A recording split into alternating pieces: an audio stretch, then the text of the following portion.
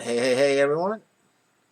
Here we are on a great Saturday afternoon, Pittsburgh, Pennsylvania, after a week of crazy high humidity and ugly temperatures, lots of storms. Today's beautiful. Gotta get this window up in here too, Karen. Sure. But lots of gambling to do. Lots of gambling all coming up in the next couple hours. Um, so let's start jumping into a little bit of it. Um, there are NBA games going right now, and there are golf happening right now. And as I mentioned last night, um, double check your MMA lineups. There's already been one fight canceled. There's already been one fight canceled for some lineup changes on my part. We can review those shortly, but I wanna work on getting some of the lineups in yet that we don't have yet. So let's jump into NASCAR first. Here we go. All right, we are looking at a $12 single entry tournament here.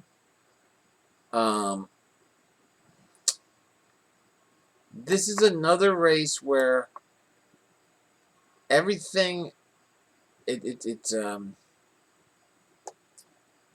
as far as your cash games and your single entry tournaments and that sort of thing.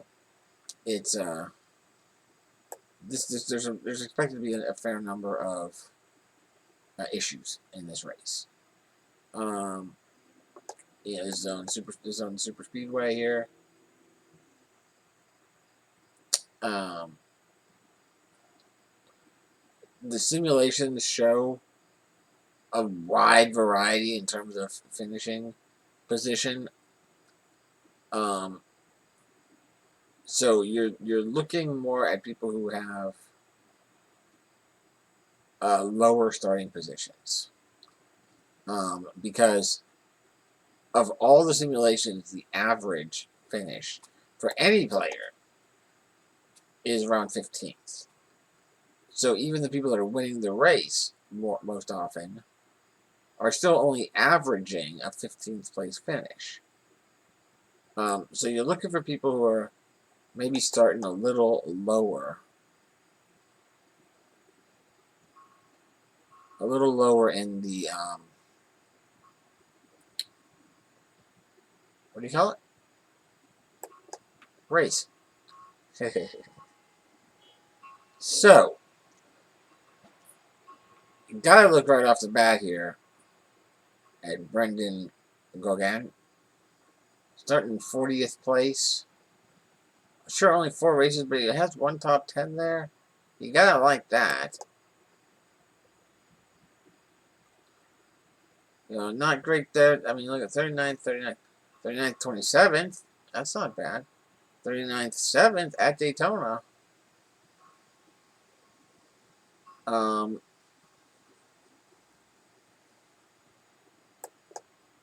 so that's good. You gotta look at Chase Elliott up here at the top, 11,000, starting 27th. So you can definitely get some good point differential there. Ricky Stenhouse Jr. always gotta like him, starting 31st. Still, that's not enough.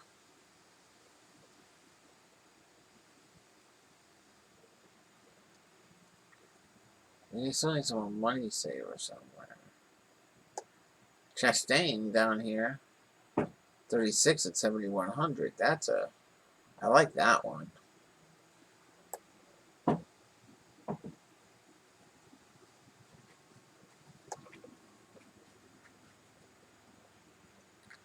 Let's take a look at getting Chastain into the lineup. 36th. Okay. And that bumps the average up to 85.80, which means we could take Stenhouse here.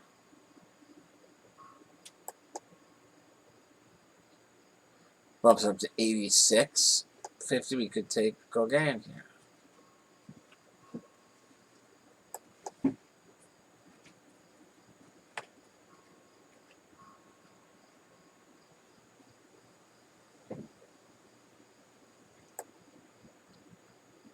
I am also, I'm considering, obviously I do most of my gambling on DraftKings, but I am starting to look at FanDuel for NASCAR stuff. I know there's not that much left in NASCAR, but I'm definitely going to keep it in mind for next year. Because I like the fact that they give 0.1 points per lap finished. It's similar to, your golfers having to make the cut. I mean, it gives you a little bit of a bonus if you're able to draft a clean lineup at all 6 of your racers finish. So I kind of like that. So I'm gonna start looking into that next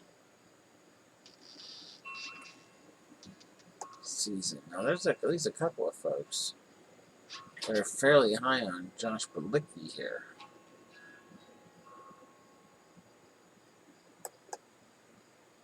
Let me see what some other folks are saying about Mr. Bilicki.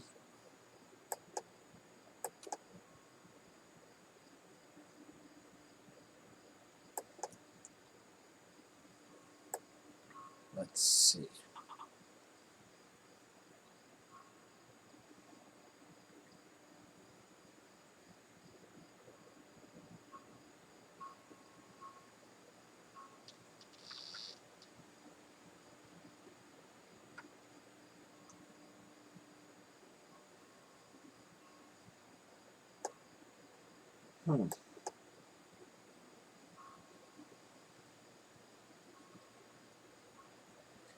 Well, we know that we would like to get Elliott in there, if at all possible.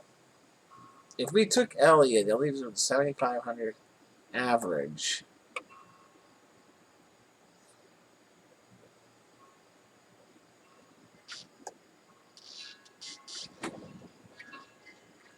It's still windy here. Yeah, it is.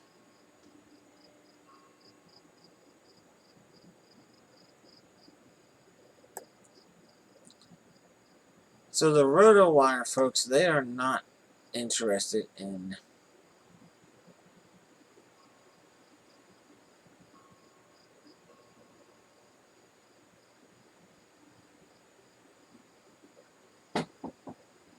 are not high on Bilicki in any way. They are interested in Bubba Wallace.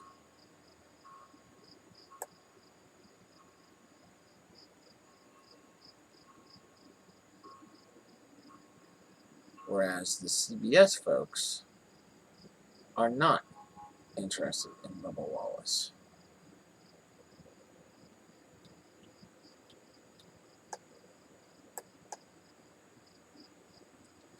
Bubba's starting in 21st.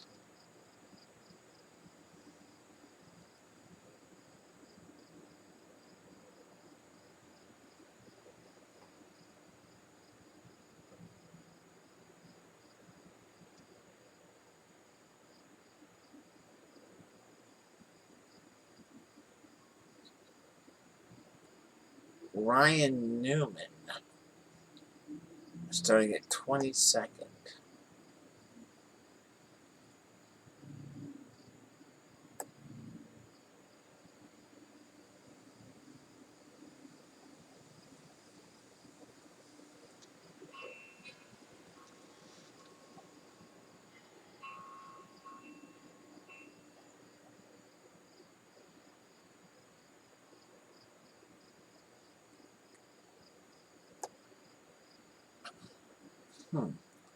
Well, the Sportsline folks aren't necessarily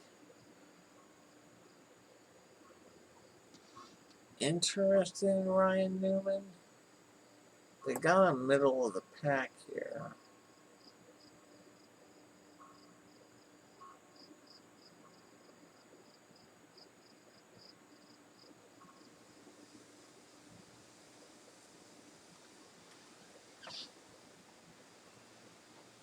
They are interested in Tyler.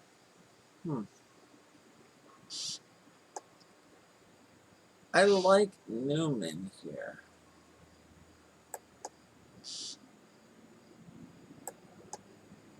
I mean, Newman has...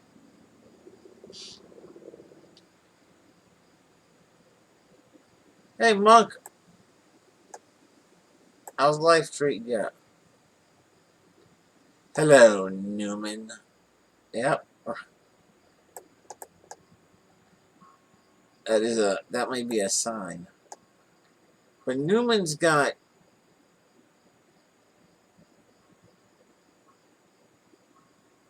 I don't... Okay. I'm getting a message about my Epson software updater. This knocks me off. I don't know why.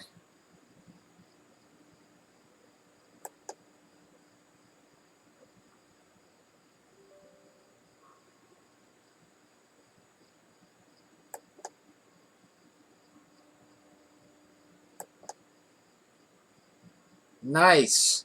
Are you just doing the painting? Are you streaming any of it, or just keeping that focusing just on the painting?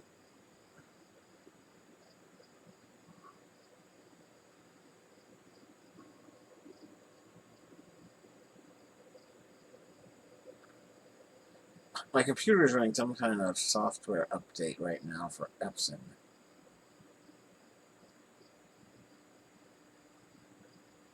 Right. Yeah, that makes sense. You should give a quick touch base at some point. If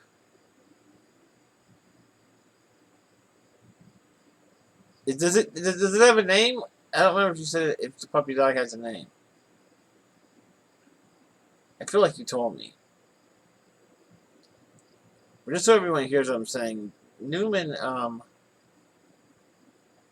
has 5 top 10 finishes in the last 6 Daytona races. That is a perfect name. I love it. Are you gonna call it Freddy from time to time? You're gonna be like, "Hey, Freddy." I would totally confuse it by doing that.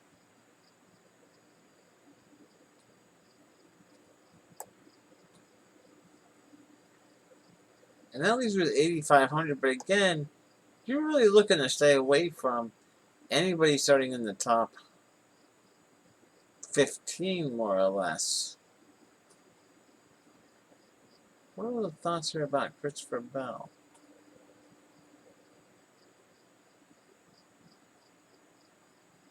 Yeah, man, get the painting done. That's awesome.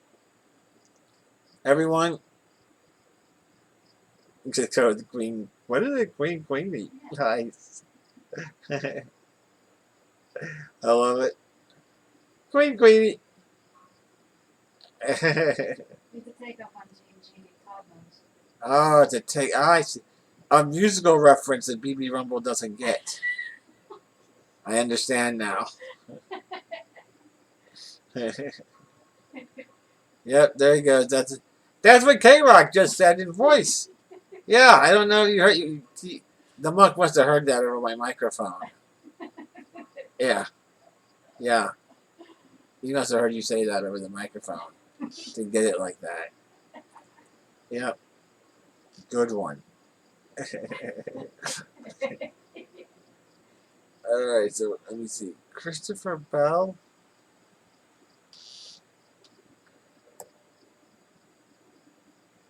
Christopher Bell.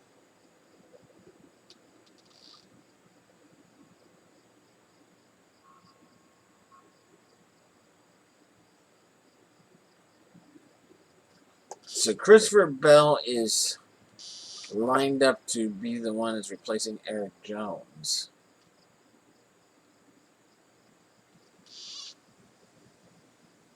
And he did crash out of the Daytona 500, but led at Talladega and finished top 10 at this track in 3 out of 4 Xfinity Series starts.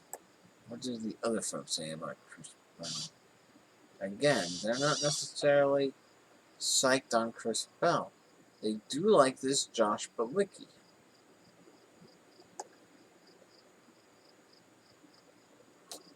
Let's take a look at Josh Bilicki.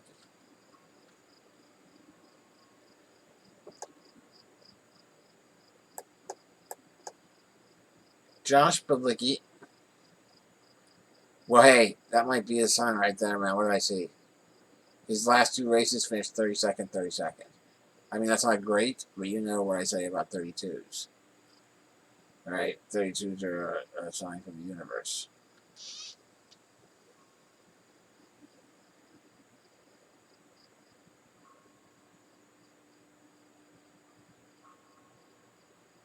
It's 40, 80, 120,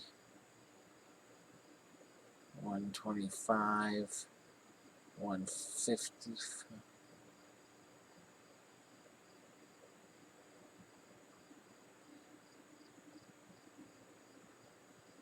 150, 162, 195.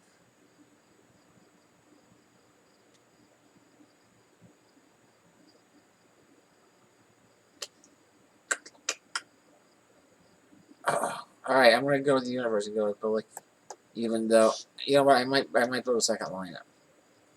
Because I'm kind of thinking I want that lineup that we got right there, but with Bell instead of Balicki.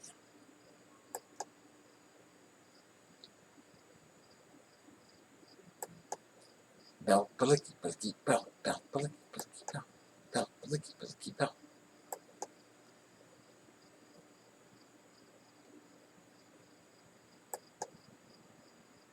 Alright, I cannot get into. That's a single entry. But let's take a quick look. What else have they got available in NASCAR? We'll probably also later in the day draft the truck race. It starts at 12:10 p.m. tomorrow.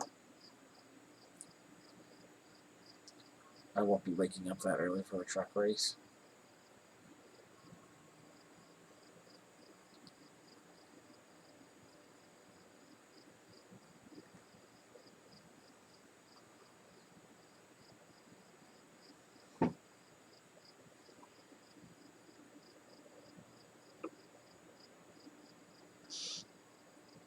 Let's see.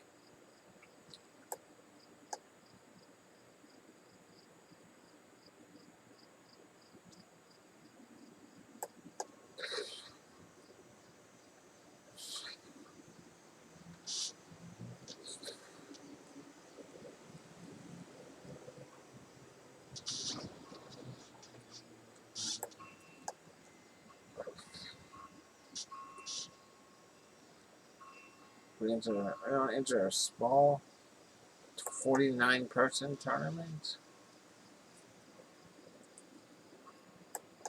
Let's enter a small 49-person tournament. Grab that lineup that we just had going. But instead, let's switch out Balicki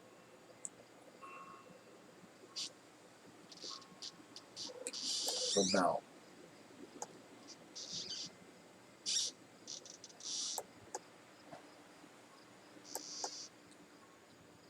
Alright, that's going to take care of our NASCAR for right now. Let's take a look at what else is upcoming. Let's see.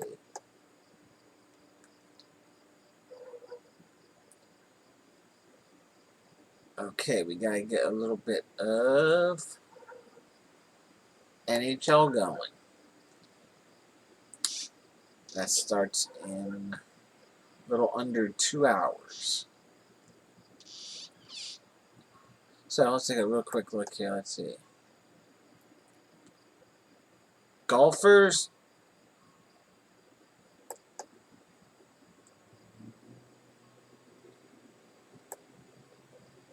Yeah, this course is murdering people, man.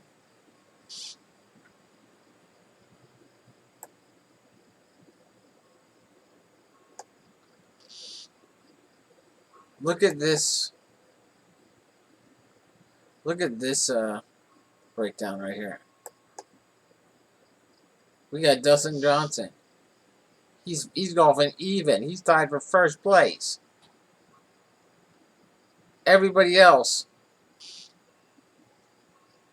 +5, +3, +4, +7, +9. 715 people get paid. We're in 800th place right now. We're just out of the money with 5 of our 6 golfers golfing significantly over par. And you got Johnson at even, tied for first. That's a murderous course right there. We've got 2. I think we have 2. Yeah, we have 2 lineups in that tournament.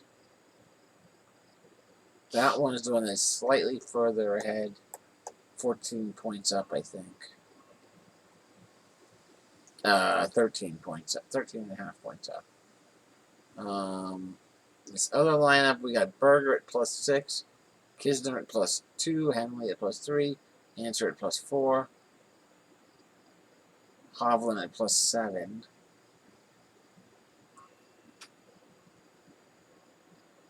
I mean, Berger is done round 3 with +6. And +6 is in 26th place right now. Kisner is golfing even. He's only got 1 hole left. He's at a +2 overall. That's tied for 8th place.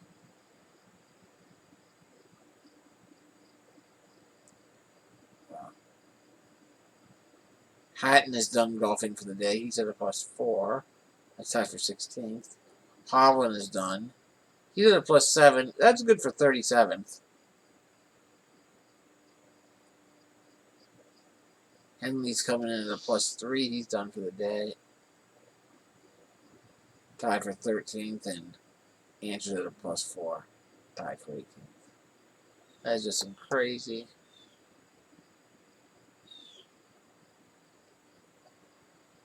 Let's take a look at the leader real quick. The leader right now is, well, he's got he's got 3 guys that are all tied for first, so his score's inflated. So I wouldn't be super comfortable if I was him, because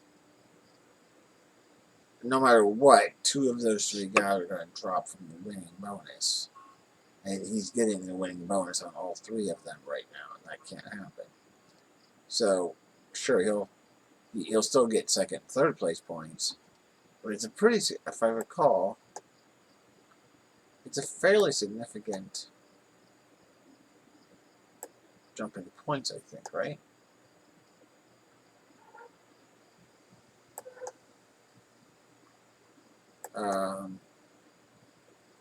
Yeah, I mean, first place,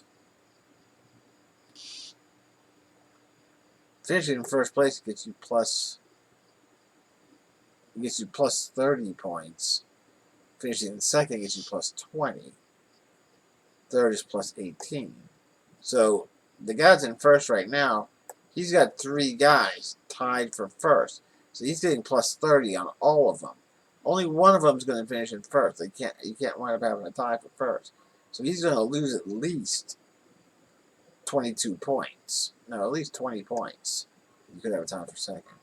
So he's going to lose at least 20 points. So I would not be super excited. I'd be nervous. And the number 2 guy has the same situation going on. The number 3 guy's only got 2 guys tied for first.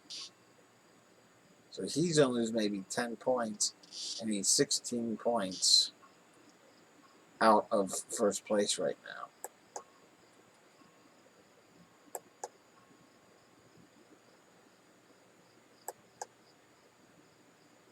Yeah, lots of first got tied. I'm trying to see here's the high. Nope, he's got 2 tied.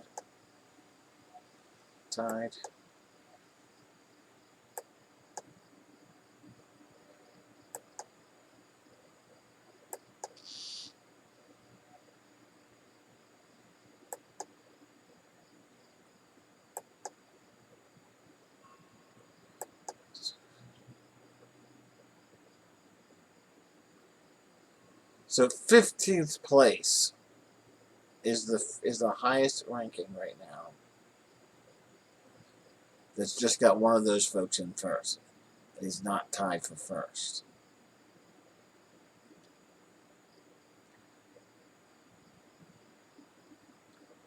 And he is everybody above him, he is 29 points out of first place. But those first place points are, like I said, they are what's what I'm looking for? Inflated right now.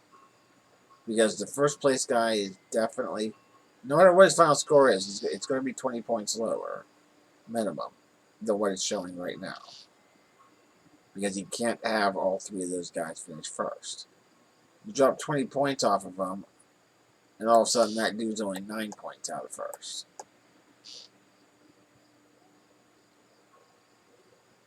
So, I'd be pretty excited if I was that guy right now. And I'd be pulling for Adam Scott. Because that's the guy he's got in first place. But we'll see.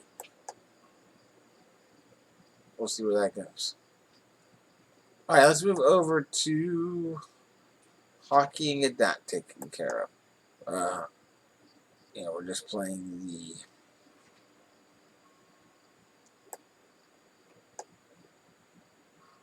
the two late games that are featured on the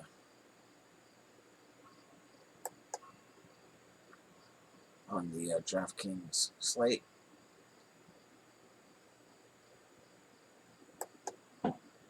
Jump over to goalies first. Right? Yes, okay. Alright.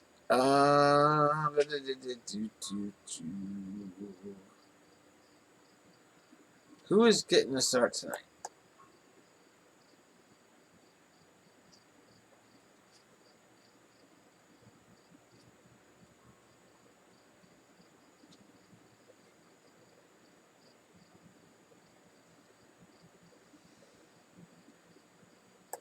They haven't actually made the decision yet.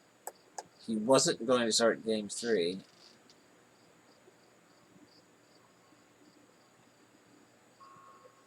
Fleury was going to start Game 3.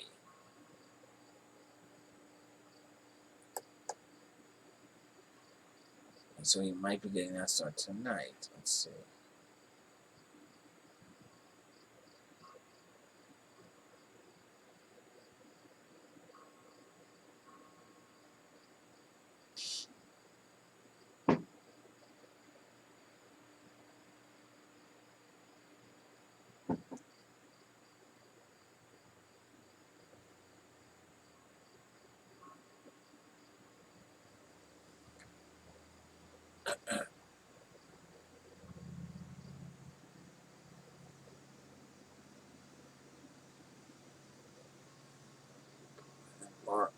Markstrom is facing just a ton of shots.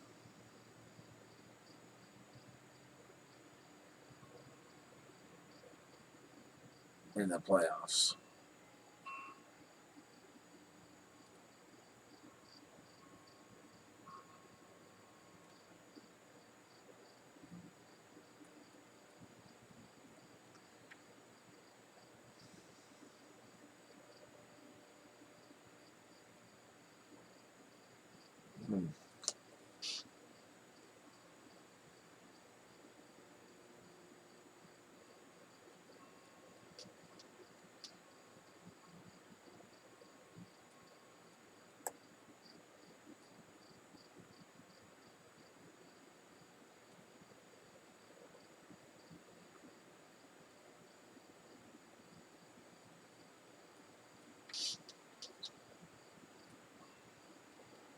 Alright, let's take a look here.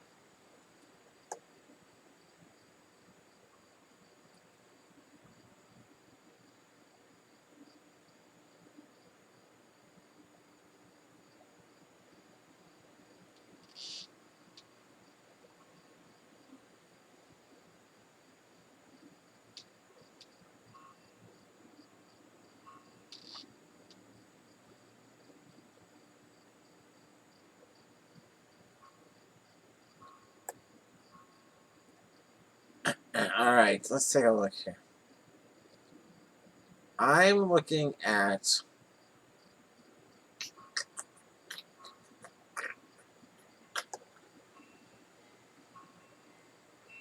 the Islanders goaltender, which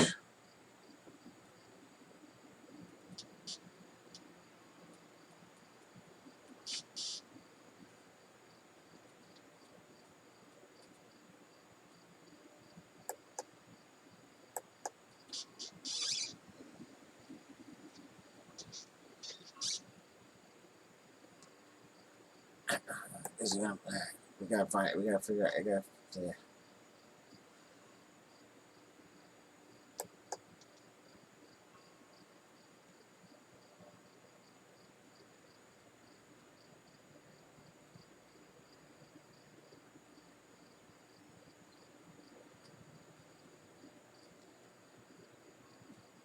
So Varlamov was not going to start game 3.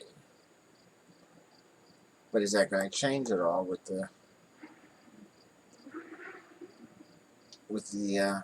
God damn it. Alright, let's take a look. If we instead went with the stack with the Islanders, go with their second line.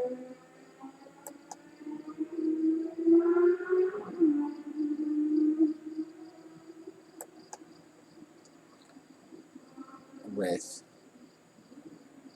good old Brock Nelson, Anthony Beauvillier,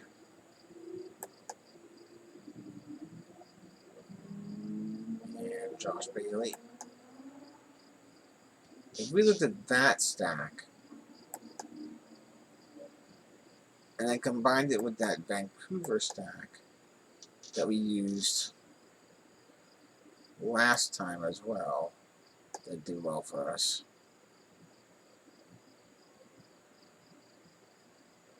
Wise Peterson,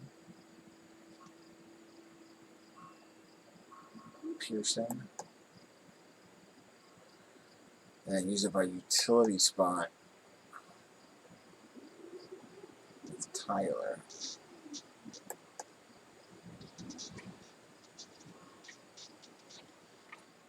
That's not bad, but we have to take a. Let's see, if we still go with defensemen here.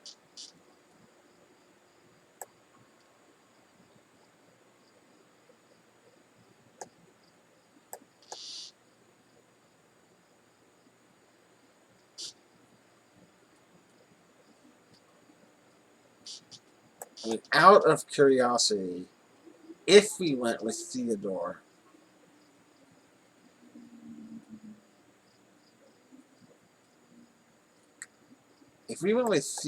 and Quinn from Theodore from Vegas and Quinn from Vancouver, is that what we would want to do?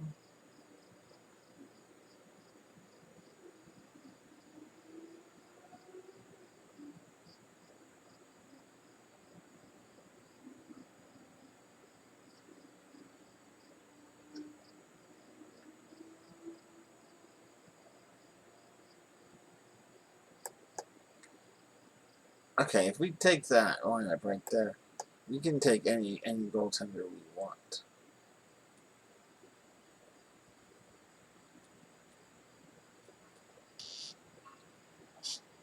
So I think that for right now, my suggestion is I'm going to go with one of the Islander goaltenders. If I wasn't going with one of the Islander goaltenders, I'd be real tempted just to go with Markstrom again because he faces so many shots.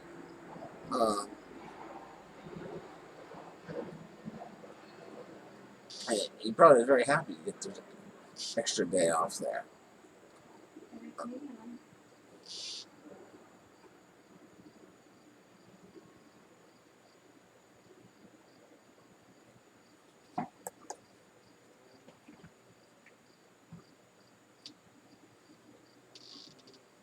I'll be right back.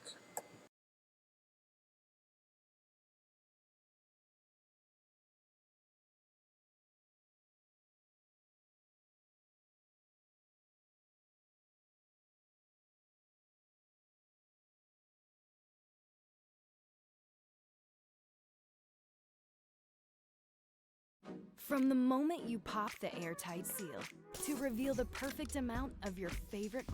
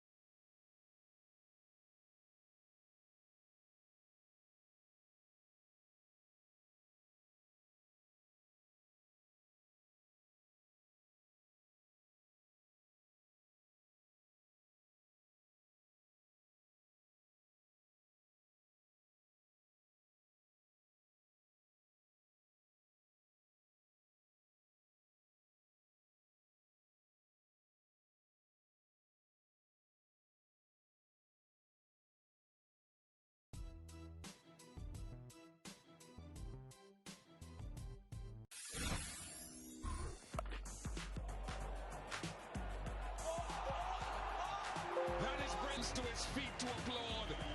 A piece of mastery in terms of athleticism. What an absolute ripper that is. Dion has it deflected. Back to the angle. Yes, for a pass. That's amazing. 56-yarder, just like last week against Pittsburgh. Kick is blocked. Georgia Tech blocks it. The Jackets pick it up back in the 25, and Austin is returning it down the left sideline. Past the 50, past the 30, inside the 20, and he scores! He scores! You can't believe what just happened! What a time to be alive!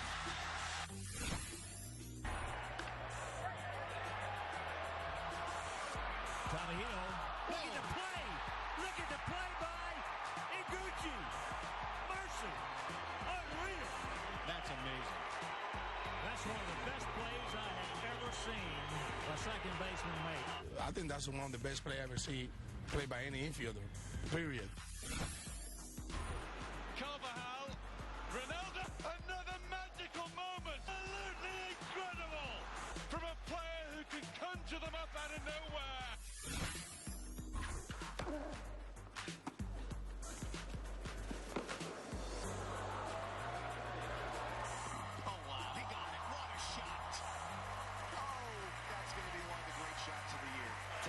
Team, brilliant. Steps into it, passes, caught! Side caught by Diggs, stay up, oh, oh my God! Diggs, sideline, touchdown! Oh, are you kidding me? It's a Minneapolis miracle! Spotted away by Amir Johnson. 8 seconds, Terrence Ross going right at Kenneth Fareed with the throwdown. Terrence Ross just did this over the Manimal. Ross going balls. The weak grounder, Mahan will have to chase it. It's going to be trouble. Wow. He got him. Terrific play for Paul Mahalam. Give that man a hand. Lowry on the ball. Raptors have 2 timeouts. Siakam disrupts it. Lamb has to throw it up. Oh, my! It goes! It goes! Oh! Yes! Jeremy Lamb is it! Unbelievable! What just happened? Toronto! Good golly, Miss Molly! He did it! This Good grammar and spelling are important. But if you want to write essays that inspire, messages that forge brighter connections, and emails that get the job done, you need to think about more than just grammar and spelling. This sentence is grammatically correct, but it's wordy and hard to read. It undermines the writer's message, and the word choice is bland. Grammarly's cutting-edge technology helps you craft compelling, understandable writing that makes an impact on your reader. Much better. Grammarly works where you work, on your computer or your phone. Imagine what you could do with the secrets of the world's best writers at your fingertips, anytime you need them. Are you ready to give it a try? Installation is simple and free. Visit Grammarly.com today.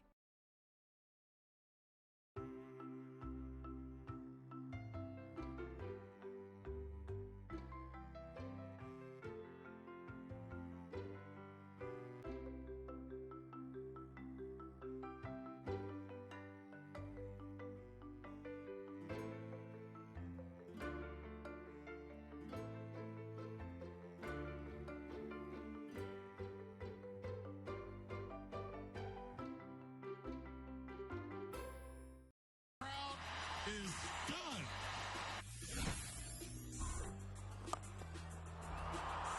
IPL final tickets. Actually, he's even impressed with that. Unbelievable. Wow. How the mind reader, Sidney Crosby. Fastball punched on the ground. Utley kicks it. Still plenty of time. Whoa! Oh, what a play. He bobbled it, goes down, falls down, and while ready to put his face in the dirt, somehow he got it to Gonzalez. Yes, Suarez into strike from Neymar. Neymar! Just an extreme prejudice. It's come out all right, but he executes with pure, and there's the pot of gold at the end. Johnson hustling back up the ice as Petrie is back. Palat to Johnson. Great save by Blake Freeman. He's down. Oh, how did that not go? Stretch the toe out, ho-hum, and make the save. And they take it to the house. He's looking there. He's going there. Oh, what a catch! Oh, my goodness! Hey, oh, I'm back. Where were we? Oh, yeah. Hockey lineups. Yeah, so, you know, I'm looking at going with the Islanders goaltender, whoever he is. If I wasn't going that way, I'd probably fall back to Markstrom.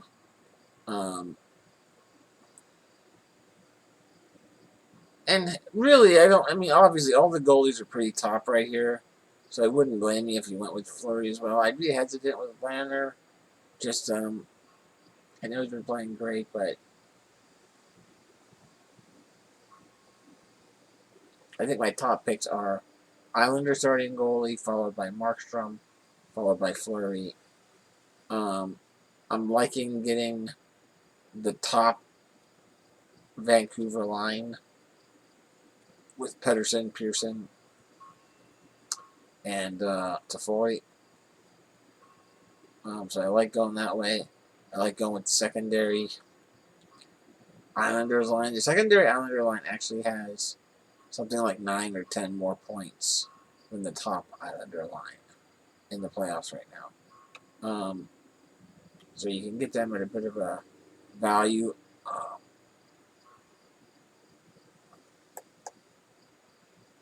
You know, obviously, I don't blame anybody going with some Vegas guys. You know, Pacioretty, Stone, Carlson. You know, those are all solid. Mark, or however he says his name, Marcia Salt. You know, Horvat, solid pick as well for Vancouver. On the defensive side of guys, you know, love Theodore if you can fit him into your cap. If you can't fit Theodore into your cap, then fall back to Schmidt for sure. Yeah, that's a significant savings to get 1,700 or more. And then Hughes for Vancouver. Hasn't been getting a lot of ice time, but definitely it plays crucial roles on the power plays.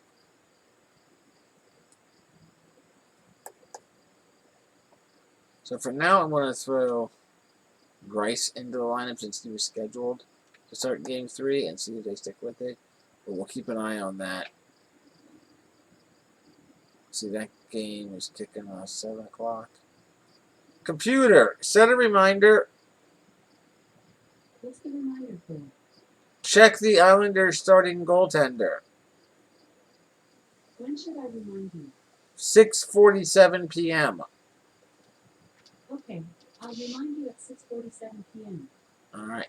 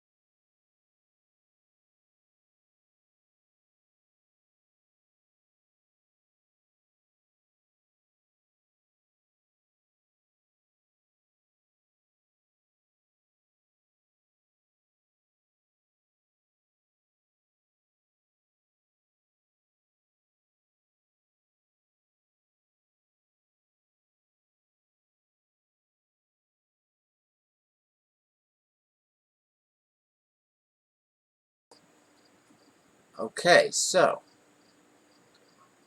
that is right now where we're at with hockey. Let's take a look what else is happening here.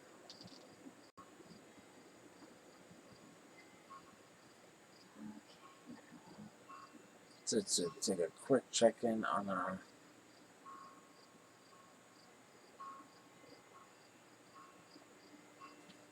basketball. I think there's still just the one game going. What time did the other game start?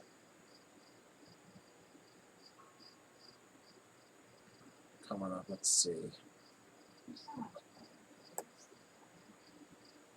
We've only got one guy going right now, and that's Giannis.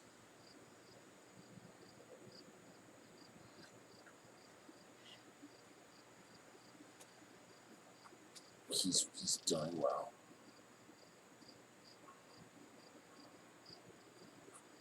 There's the eye pans out for everybody else.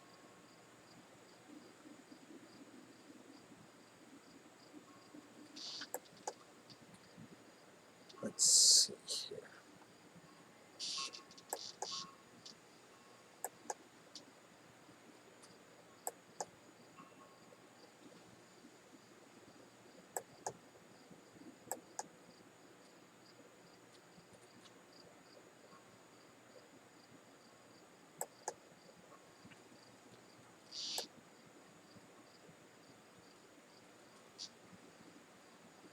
Alright, so baseball starting in an hour and a half.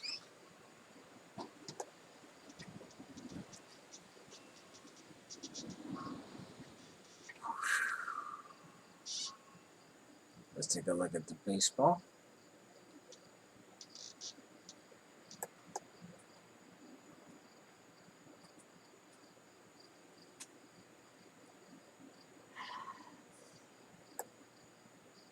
We're looking at a single entry here.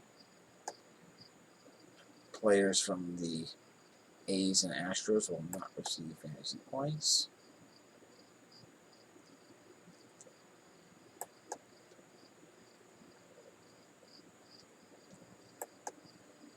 So let's see. Top pitchers.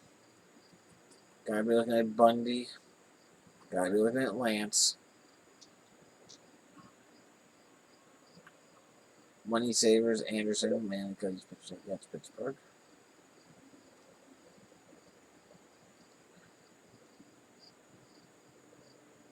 Stripling and Luke Weaver. Well, let's see what happens if we go with the top two guys up here. If we go with Bundy and Lance, if we go with those guys, these are $38.12 per player.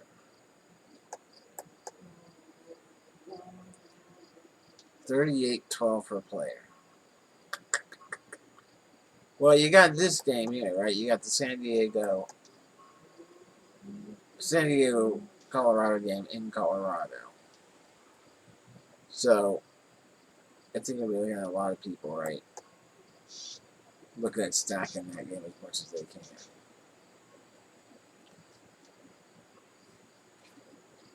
I don't know there's going to be enough money to be saved to really be able to make it work.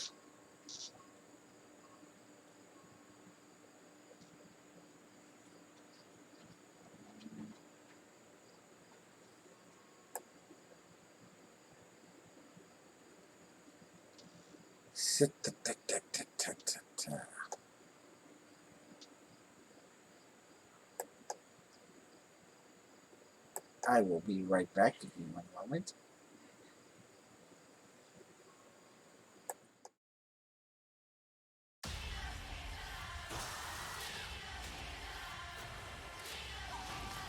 Mutants are dangerous. The New Mutants. That'll help a kid sleep. Rated PG-13. Oh, this looks tasty. Deep flavor. Deep crunch. Cheese it grooves. It's a mind crunch.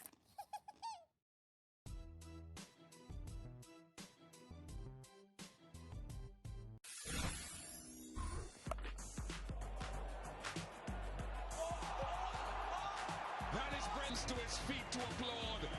A piece of mastery in terms of athleticism. What an absolute ripper that is. Dion has it deflected. Up to Diego. Yes, for a pass. That's amazing. 56-yarder, just like last week against Pittsburgh. Kick is blocked. Georgia Tech blocks it. The Jackets pick it up back at the 25, and Austin is returning it down the left sideline. Past the 50, past the 30, inside the 20, and he scores! He scores! You can't believe what just happened! What a time to be alive!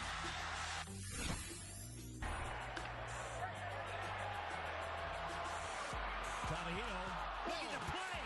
Look at the play by Iguchi! Mercy! Unreal! That's amazing. That's one of the best plays I have ever seen a second baseman make. I think that's one of the best plays I ever see played by any infielder, period.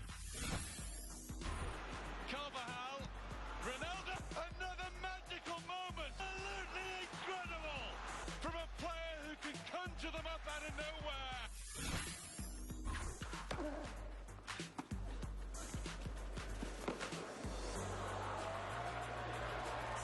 Oh, wow. He got it. What a shot.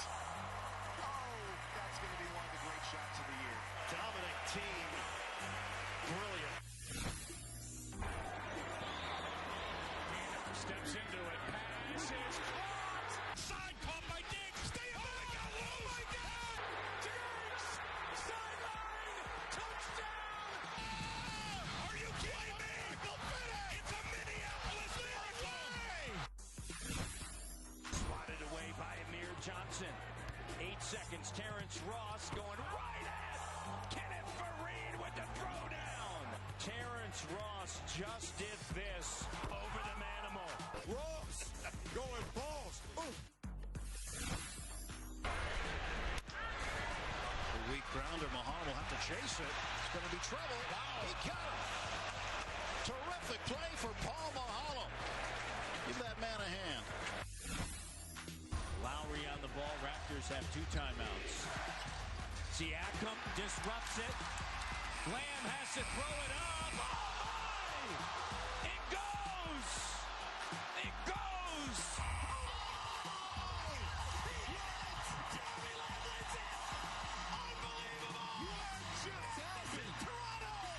Good golly, Miss Molly! He did it! This More than 20 million people use Grammarly every day to improve their writing. You can use it on your computer or your phone. And for your most important work, Grammarly's editor provides comprehensive writing feedback on correctness, clarity, engagement, and delivery, so you and your ideas can make an impact. Elevate your cover letter from good to great, with compelling word choice and concise phrasing to catch the hiring manager's attention. Then step into your role with confidence, knowing you can customize your goals to ensure your writing adapts to connect to any audience. Let your ideas speak for themselves with clear, mistake-free writing. Download Grammarly today for more professional writing. We make it a mission to understand how you live. Then we make choices. Choices to make beautiful homes smart, which is beautiful. We also make beautiful things more affordable. We try to make choices to put back what we take out. Oh, and we can also make kitchen fronts out of plastic bottles now. So why do we choose to make things the way we do? Because the better the choices we make in here, the better off we'll all be out there. IKEA, make the dream yours. Is done.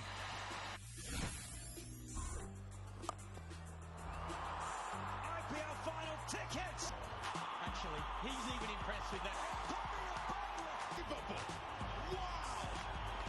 How the mind reader, Sidney Crosby. Fastball punched on the ground. Utley kicks it. Still plenty of time. Whoa! Oh, what a play. He bobbled it, goes down, falls down, and while ready to put his face in the dirt, somehow he got it to Gonzalez.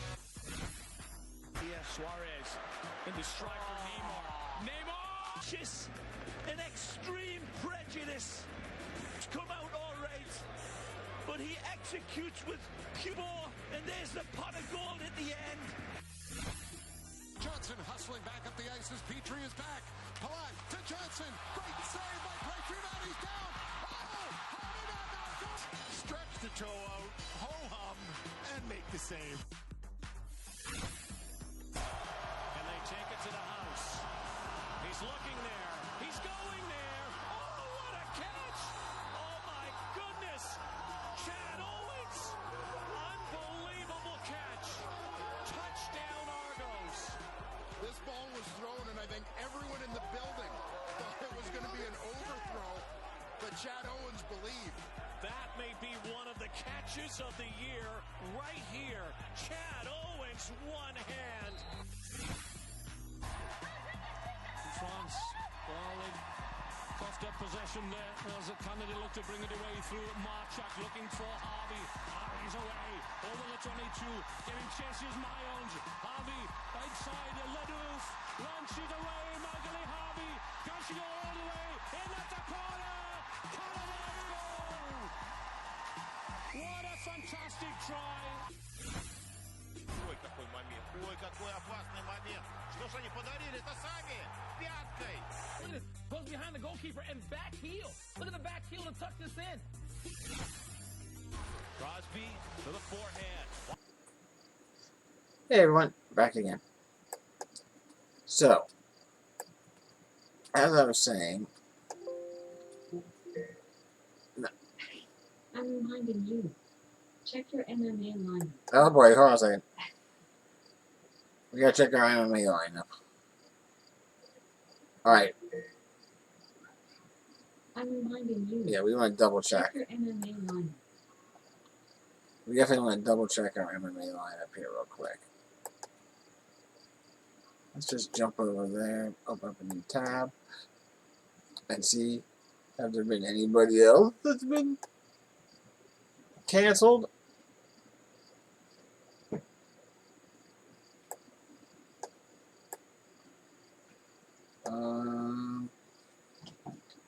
No, it looks like the rest of the MMA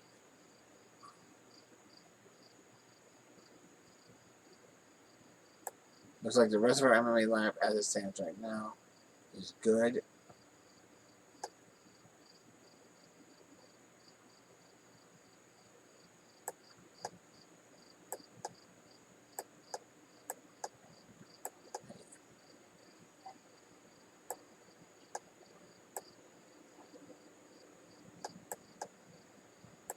Alright.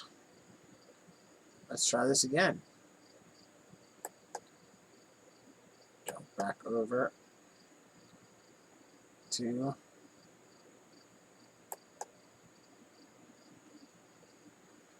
let's see who we can fit in.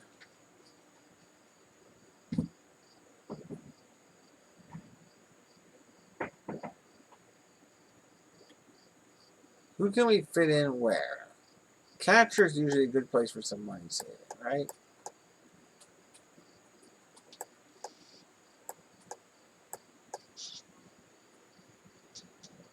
You got Drew Butera here. Only 2,400. Colorado. Is he going to be a starting guy?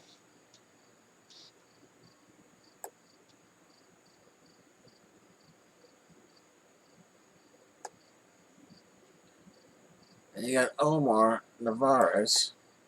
Narvaez? Narwhal? No, it's not O.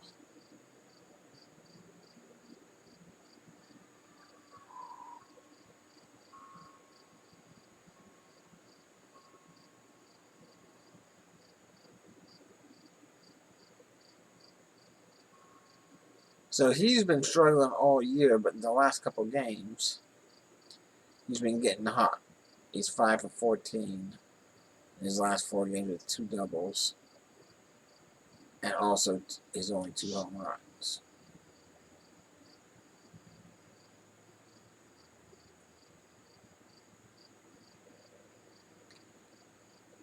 Or, he's at 3,000. Or we go with Butera.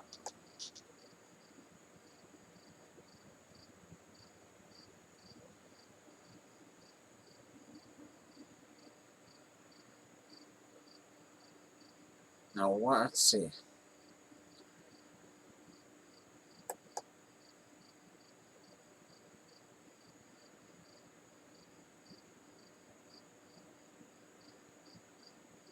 Walters and Diaz, are they?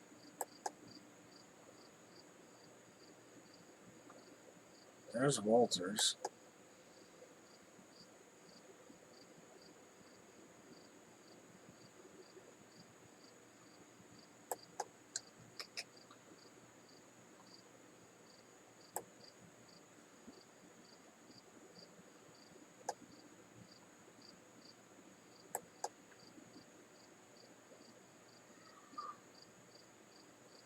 Well, I'm very hesitant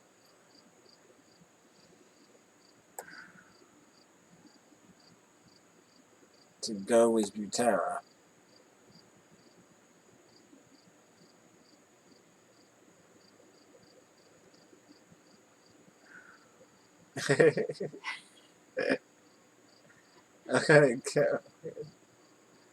I'm gonna put Butera in there for now, although we know this guy who has been struggling, but has been hot the past couple of days. We know he's starting. We know that. And let's see, the Colorado game starts an hour later. Well, let's start with Narwhal. Let's start with a little Narwhal here, and then go from there. You got Hosmer. You gotta like Hosmer. Batting in Colorado, right?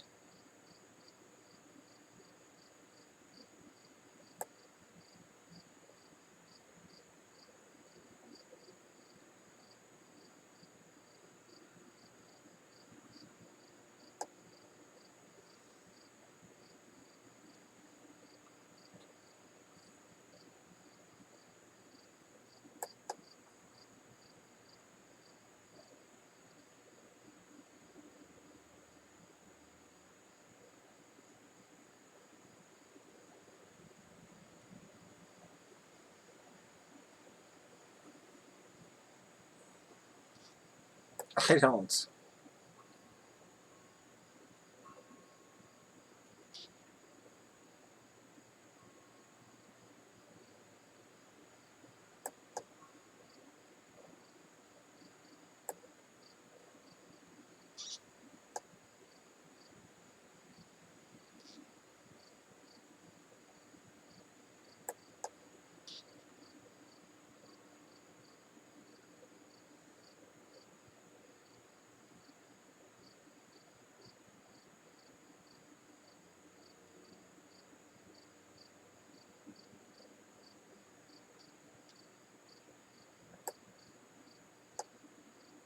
So the guy that's pitching against the Rockies today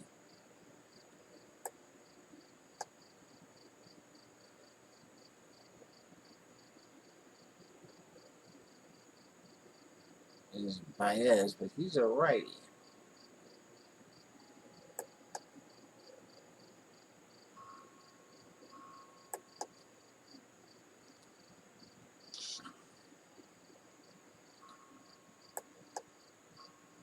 Let's see if we can fit Hosmer into the lineup.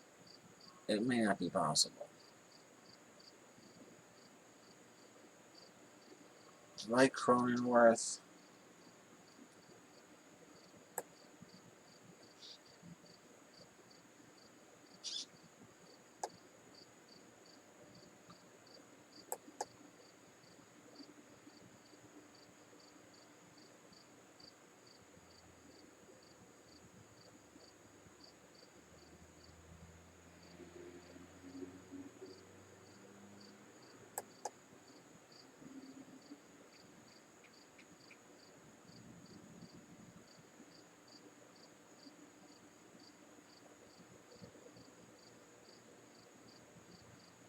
Ugh. Again, we need to save some money somewhere. We don't even know for sure this guy's going to be. Let's throw him in there for now. That takes us to third base. We'd like to get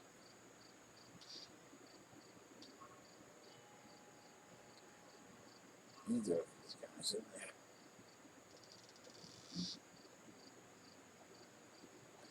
I don't know that we can afford it though. Let's put Machado in there.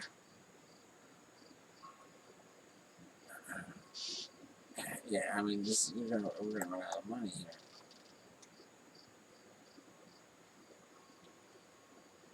We need to save more money somewhere else. We could bounce out of him and check out Drew Butera. That gives us a bit more money there.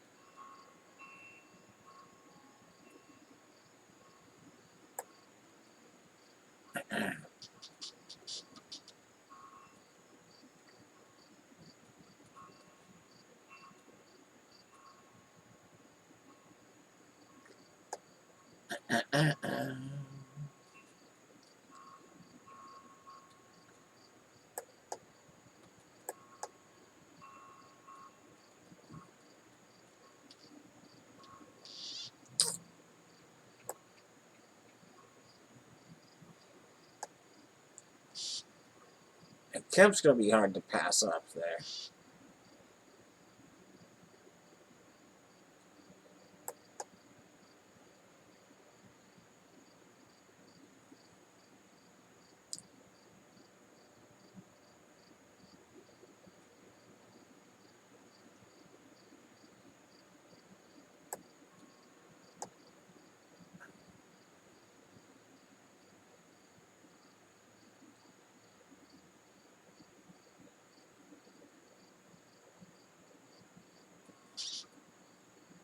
Alright, if we...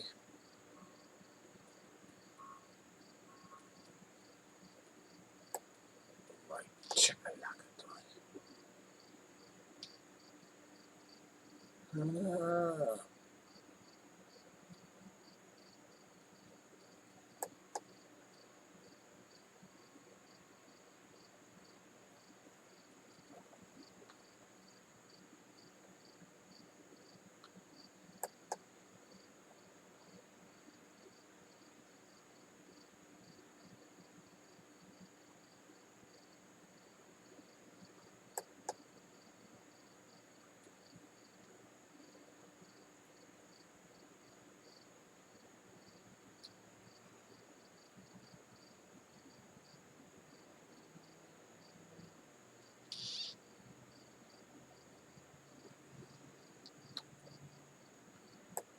Do we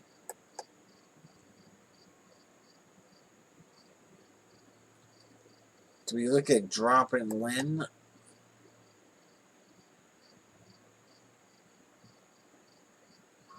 And instead go with Anderson here against the Pirates.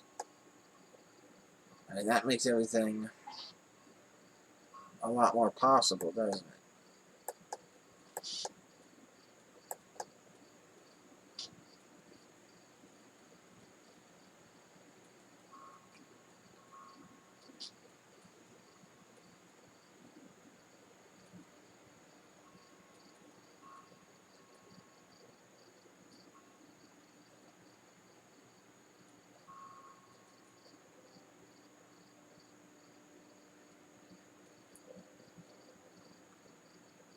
It does. It makes everything a little more.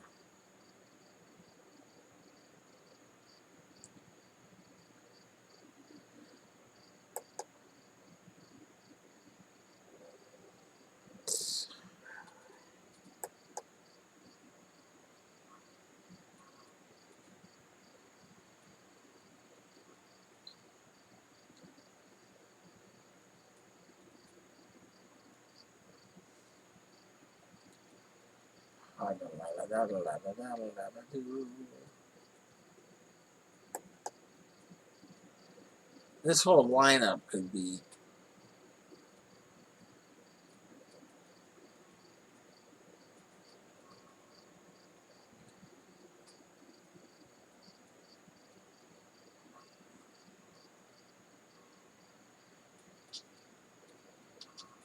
why is Murphy? Why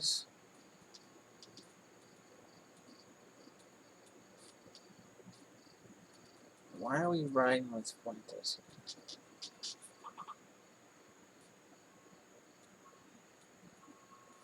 Look at some of the individual batter numbers.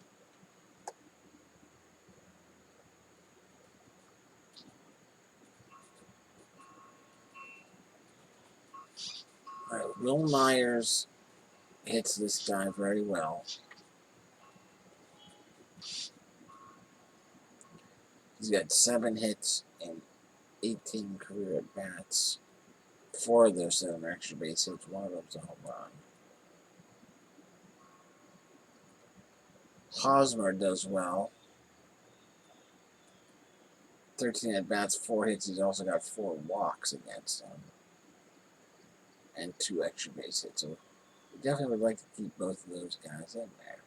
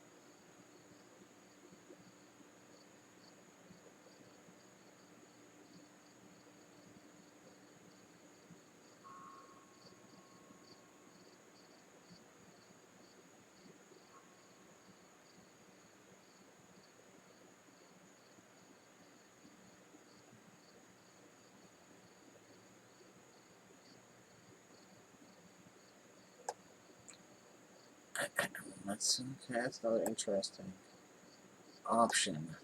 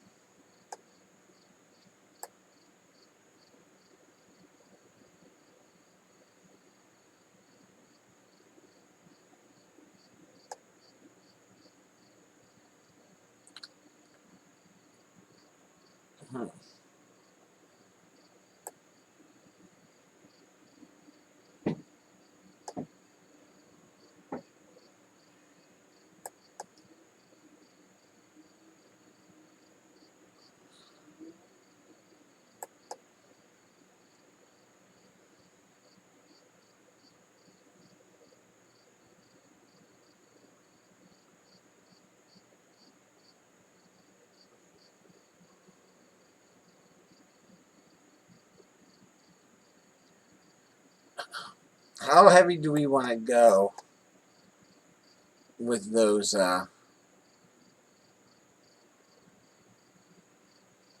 Hey, Karen, are the fights on 206 or Who can say? what? Who can say? I don't know. Who can say? We might build a secondary lineup here.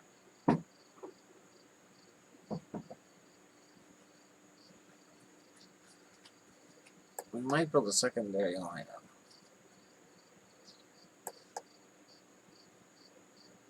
I mean, if we went this way,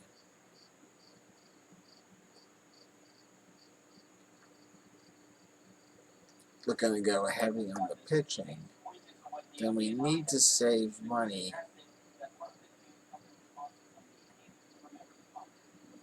We don't want to get rid of Hosmer. We don't want to get rid of Myers, right? Those are the two guys. Yeah, we like both Hosmer and Myers. Basketball now. Nothing later. It actually says fight night prelims at 6. So maybe the game's running on? Yeah, just leave it there for now. Yeah.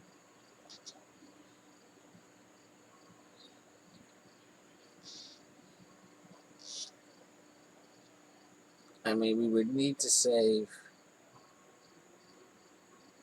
significant money somewhere.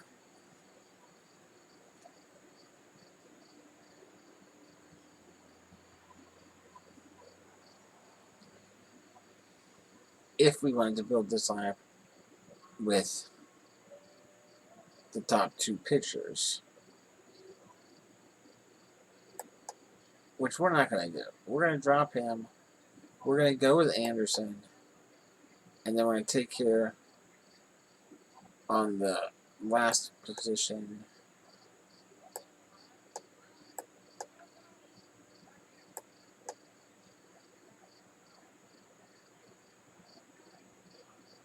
We're going to go with Hampson.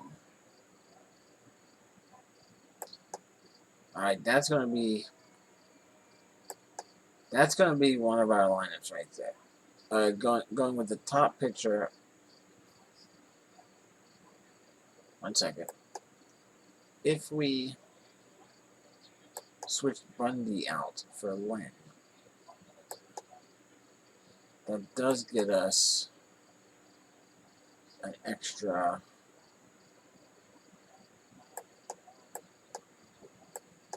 portion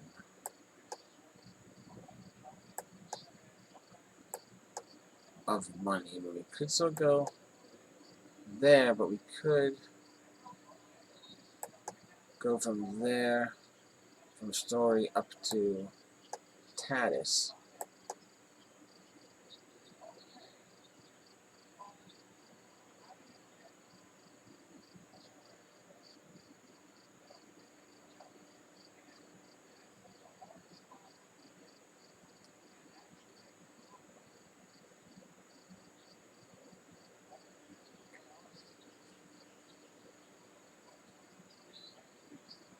I don't like going with Lance Lynn, though.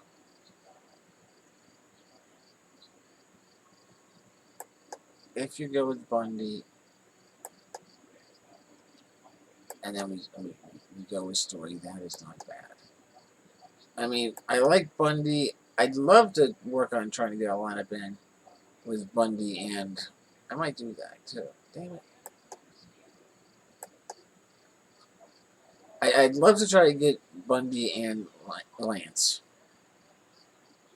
both into a lineup, but I don't know. Something is slightly pushing me away from Lance Lynn.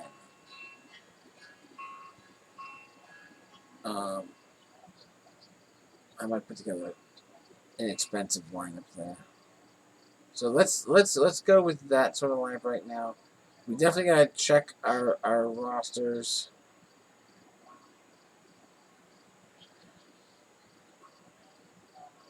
Our Colorado roster. Computer, set a reminder. What's the reminder for? Check your San Diego, Colorado roster. When should I remind you? 7:58 p.m. Okay, I'll remind you at 7:58 p.m. I'll probably check in periodically anyway. But I mean, that's just a huge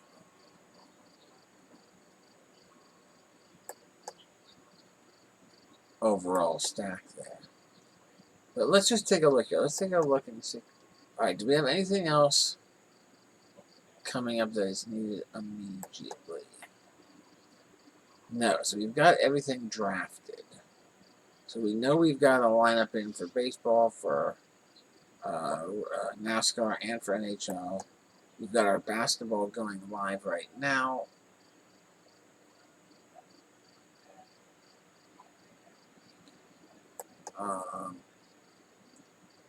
Still just the one game, yeah. 1 minute left, okay. Giannis wound up with roughly 57 and a quarter points as it existed right now.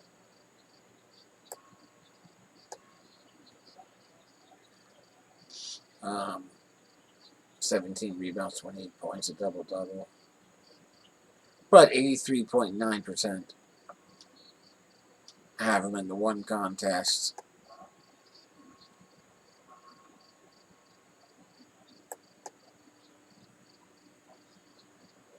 And 51.7 have him in the other. I switched up. I went with two virtually identical lineups. If you remember, I wanted to see about building a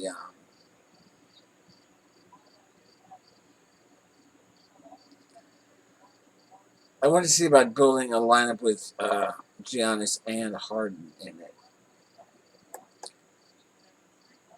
So I did that with going with Caruso at point guard, Harden horizontal, Giannis, Morris, Markieff Morris, McCollum, Trent Jr., and Tucker as my utility guy. And then I switched that up, kept everybody the same, except I pulled Harden in the second lineup. And instead, I pulled Harden and I pulled Tucker. And so I replaced Harden with SGA for Oklahoma City. But I replaced Tucker with Chris Paul, also from Oklahoma City. So I think that's pretty decent. I'll be curious to see who scores more between those two lineups. Alright, so that game is final. Milwaukee beat Orlando 118-1. 104. Looks like a number of people. I mean, yeah, I was expecting a lot of people. A lot of people went super heavy on the game.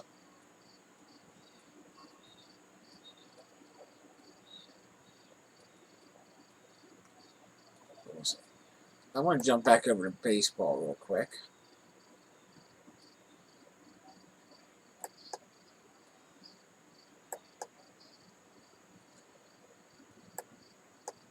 I'd like to just pick a small.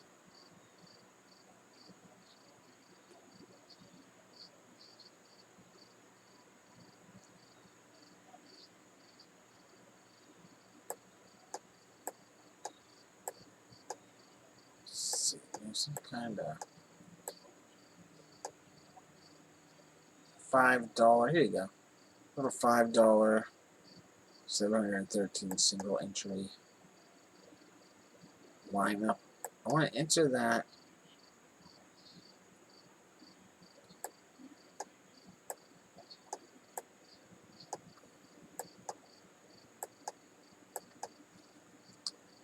And let's just take a look. Can we...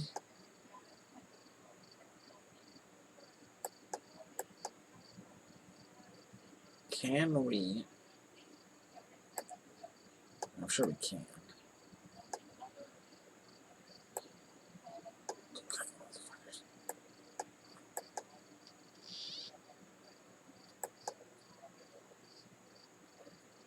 Go to line with just those top two pitchers. And then we're gonna put in a third lineup that features 2 money savers. All right, now we're definitely gonna go down here.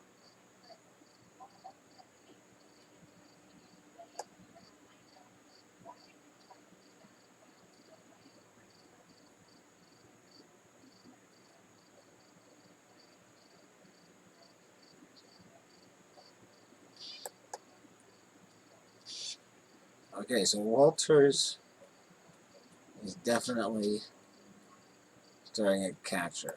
I don't think we went that way, right?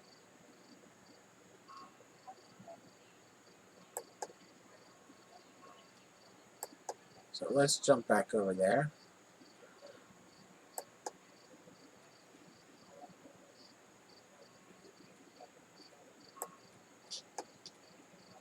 There we go. Alright, so we've got the lineups in already for the Colorado San Diego game. So neither Brendan Rodgers or Drew Patera are starting. Let's knock both of them out and see what does that do. What can we? That only leaves us 2,800 in those two positions.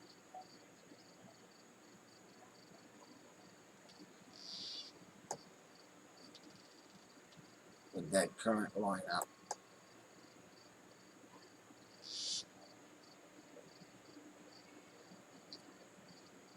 We could jump down to Greg Garcia. He is starting for San Diego, batting 7th. He's only 2,600, which would then give us $100 short of getting Walters in there. But it gives us enough to go to Narwhal. We're going Narwhal.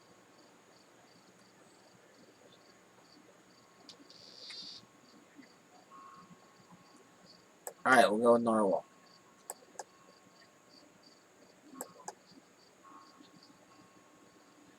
Alright, so now that we know that,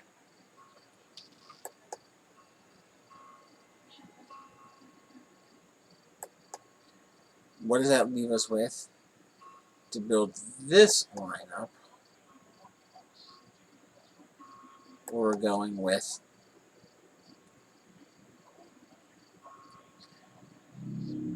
the two big pitchers. If we go with Walters and Fuentes is starting, who's super cheap, that does mean we can't get Hosmer. But you're going to have to make some sacrifices there, right? If you're going to go with those two pitchers. So let's go with Fuentes then, batting 8th. That opens up. Let's take a look at the outfielders here. You got to go with Matt Kemp. With that money, right? You got to go with Matt Kemp.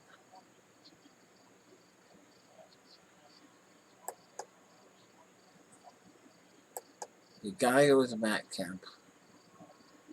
We want to get Myers in there because we like the way he bats against.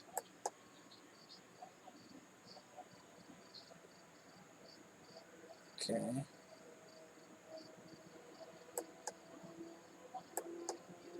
That's where it gets expensive.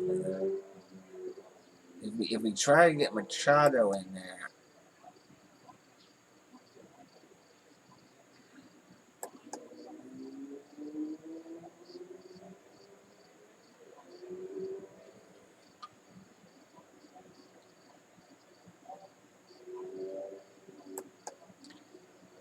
I think we probably have to.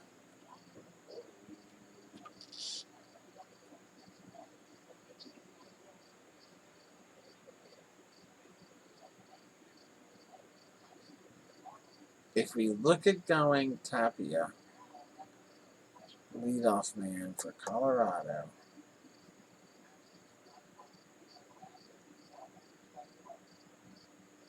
And then Tatis. We could still get Garcia.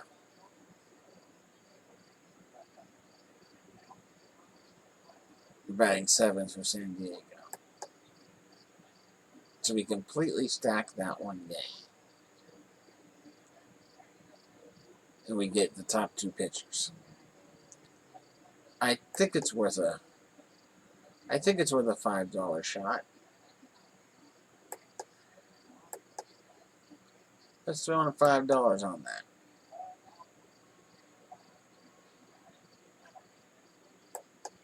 And then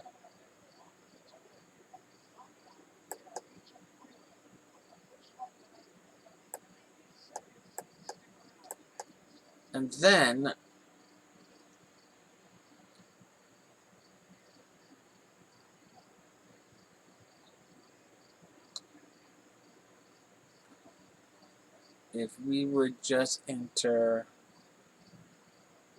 something like this GPP here, 1,176 people. And on this one, what we would like to look into doing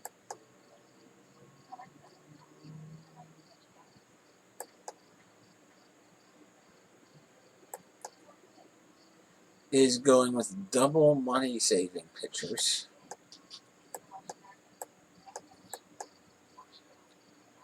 We had the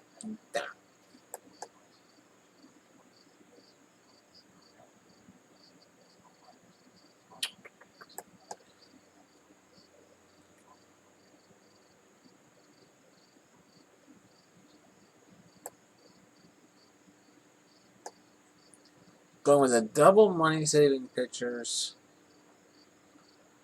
of Anderson and Cahill.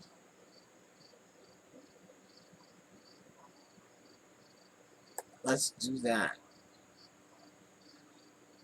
Cahill, I believe, had a decent outing. Right, yeah, his last outing, which was against Arizona, he went 5-1. Only gave up 1 hit, 1 run, struck out 8. So let's throw him in there, and then let's jump back to that game. This almost guarantees that this game is going to get rained out or postponed shortly after it starts. And now we have some money to spend because of the big savings on there.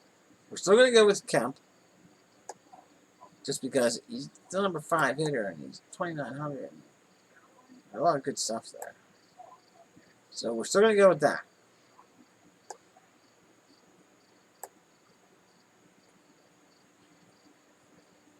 And then, I don't know. I don't know we're going to do that. I don't know that we're going to do Whites.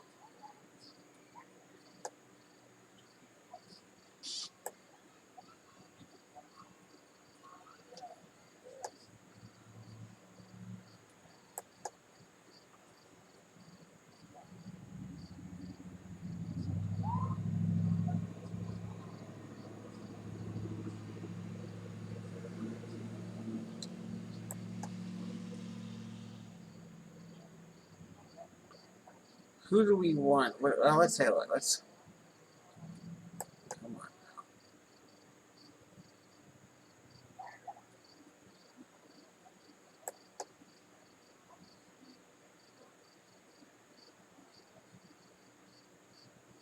If we take Machado and Tatis, if we take both of them,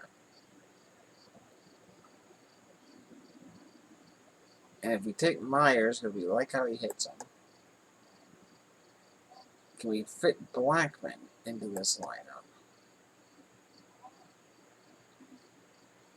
At first base, can we get Hosmer in there?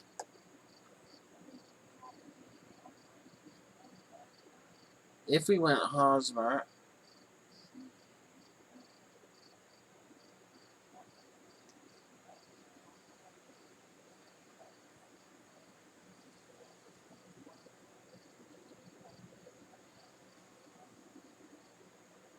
and Cronenworth.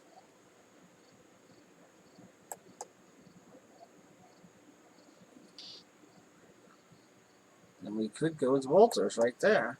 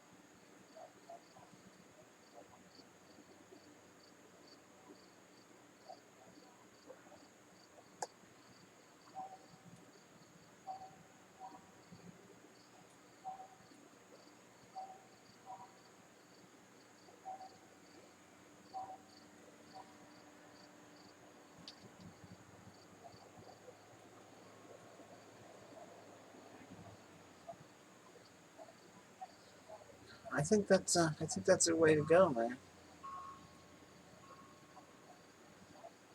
Go a bit heavier on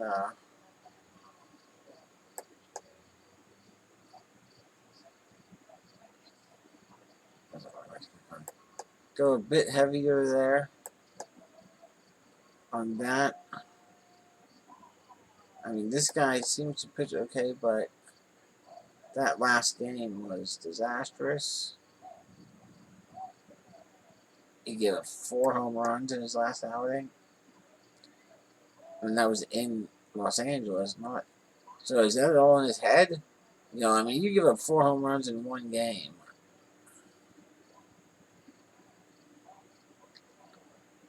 In 5 innings. And now you're pitching in Colorado.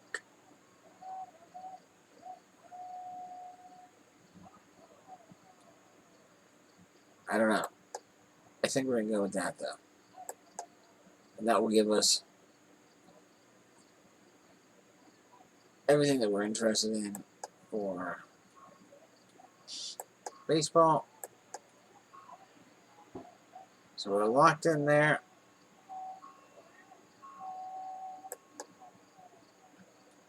The fights are starting.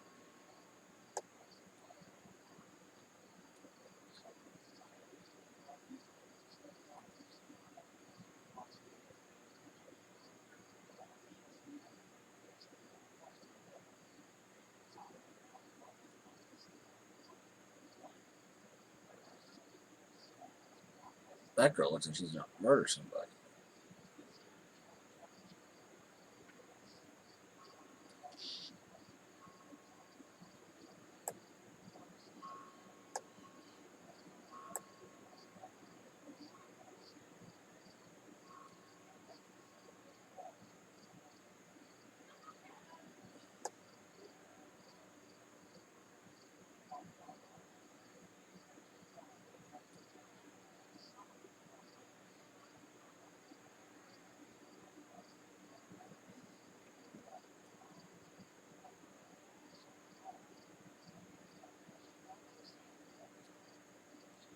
Let's see what else is happening right now.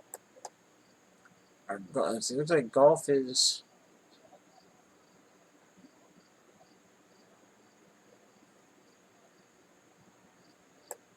Golf is done for the day, I think. We've got one of our teams in the money, the Dustin Johnson team. He wound up -1 on the day, tied for first. And then we have a +3, a +4, a +5, a +7, and a +9. And we're in the money. We still got tomorrow to go and people to have a chance to make things happen.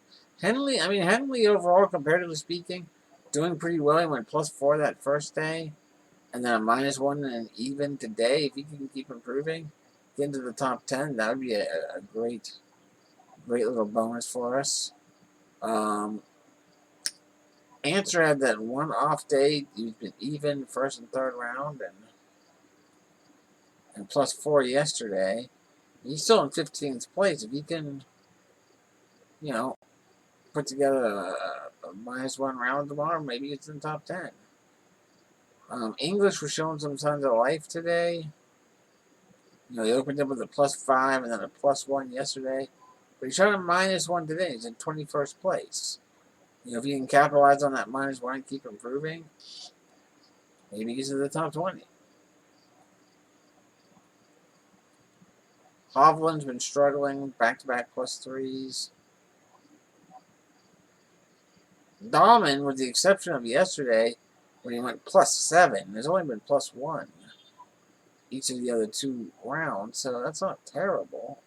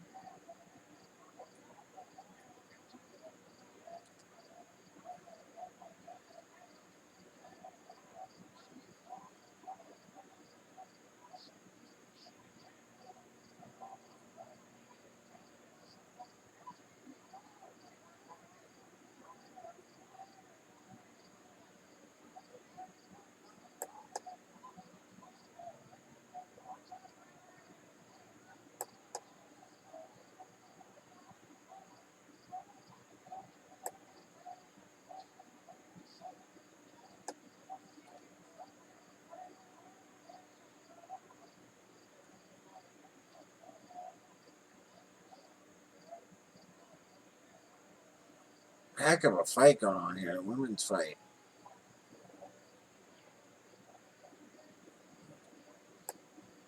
Cyphers and Martin.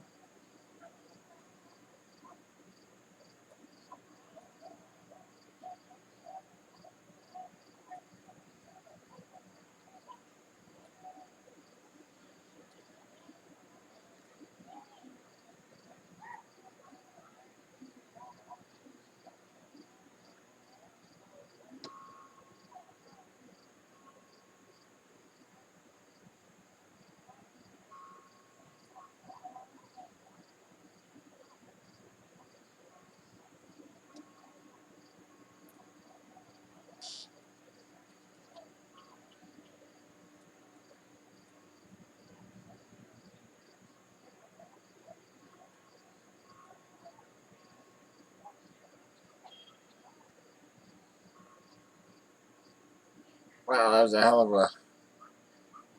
a first round.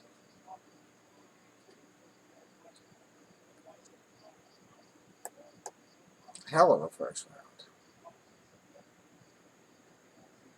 I do not have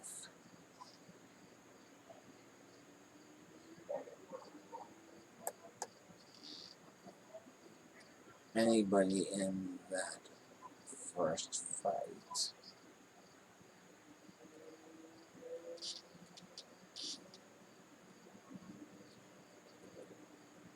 Let's see what else is happening.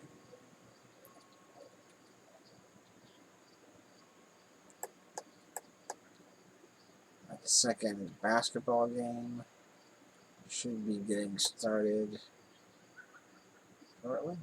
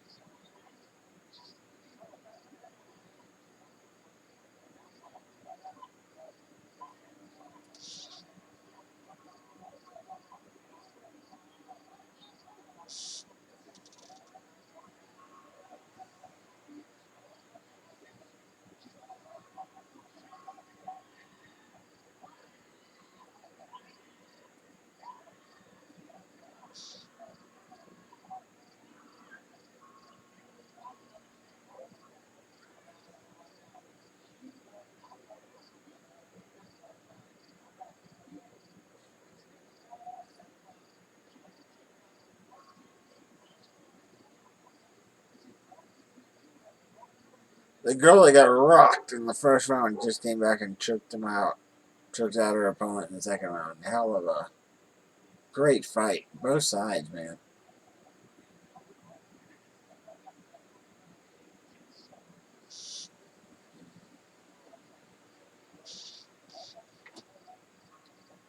That was some impressive fighting there.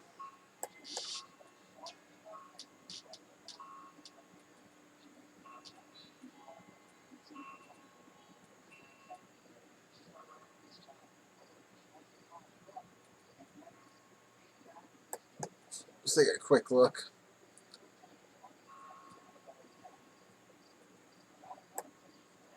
at our NHL.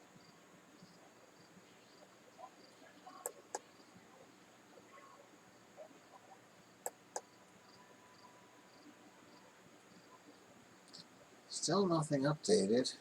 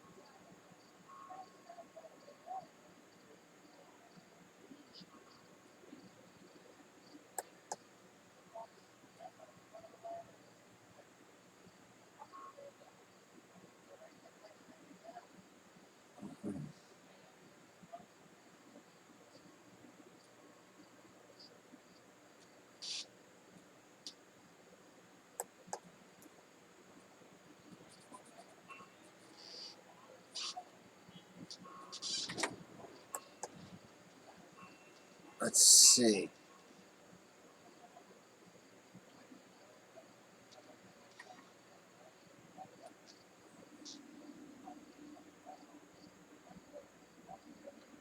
So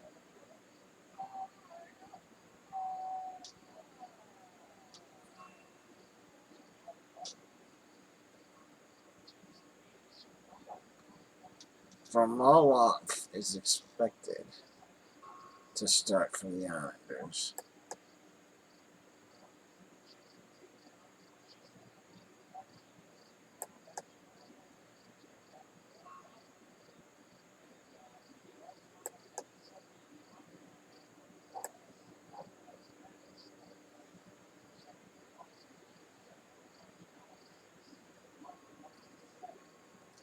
Yeah, I could eat something. Yeah, me too. I just thought I'd touch base. I told my mom the stories of the day. I'm still technically streaming.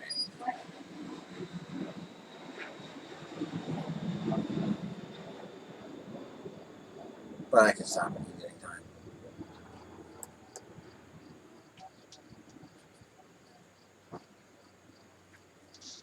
So Varlamov is expected.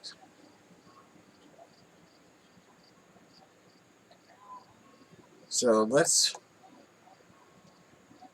switch over to Varlamov real quick.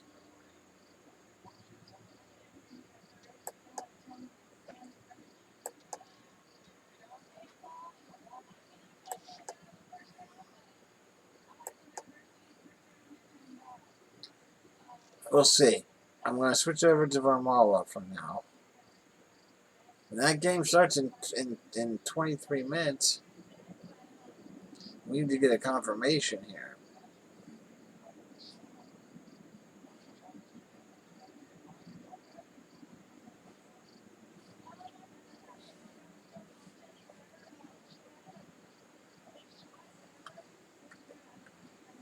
Da-ka-da-ka-da. Da-ka-da-ka-doo. Da-ka-raka. Raka-da-ka-doo.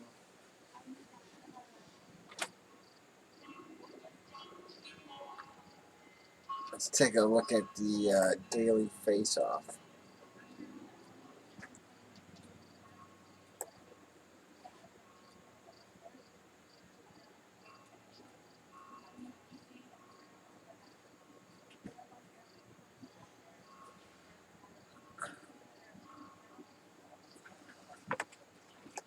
No, they are both unconfirmed on both sides right now for the Philadelphia. Hey, Mr. B Big, how's it going? You have any info on the NHL lineup? You know who's starting for the Islanders? Varlamov or Rice? I don't know if you follow. You haven't really answered my questions previously if you're into fantasy sports at all. But if you are, there's a lot of sports going on tonight. We got NHL, we got NBA, we got Major League Baseball, we got NASCAR coming up. We got some MMA happening. I got lineups in on all of them.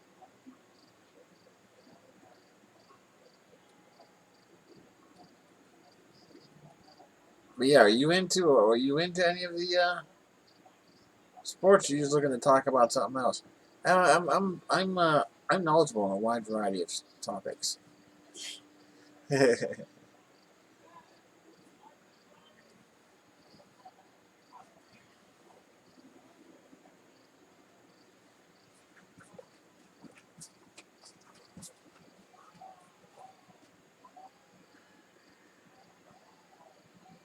Mr. BB Ig.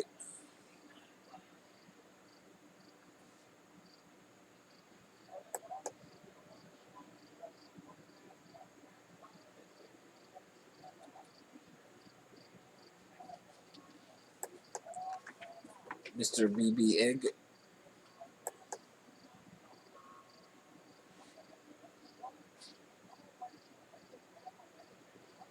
See all sorts of names in the room. Many of you are actual people and not robots. Follow me. Especially if you're interested in fantasy sports. Even if you're not, you still follow me. You can always talk about whatever. Yeah. Throw some words. Throw some words on the screen. We can talk about whatever. Let's see. What are some of the names I see in here? Gene something? Genetsu? Something you've never made a message or ban or nothing? Your account was created several months ago? Cool. You should follow me, Gene. You should follow me. Now, I know Lurks. I know Lurks is a fake name. See them all the time. Liz Bethmed. You should totally follow me, even if you're a robot. Mr. B-Big. BB-Ig. Thicker, you're definitely a robot, but you should totally follow me. And Tristino. Also totally a bot, but you should totally follow me. I suppose Mr. B Big could be some sort of advanced bot. That's possible.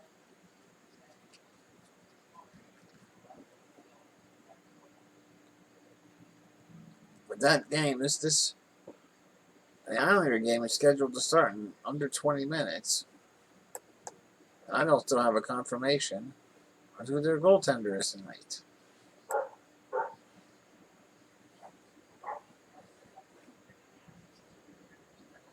Okay, we've got a confirmation from leftwinglock.com. Leftwinglink.com, kudos to you.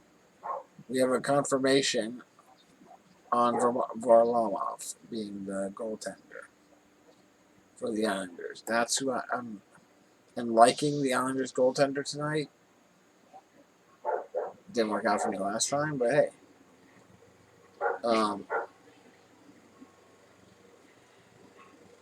Puppy dogs and kids?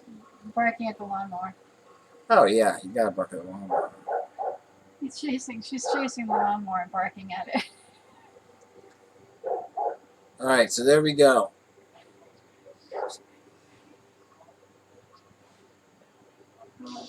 There we go. We have a confirmation. Turn that up a little bit, Cameron.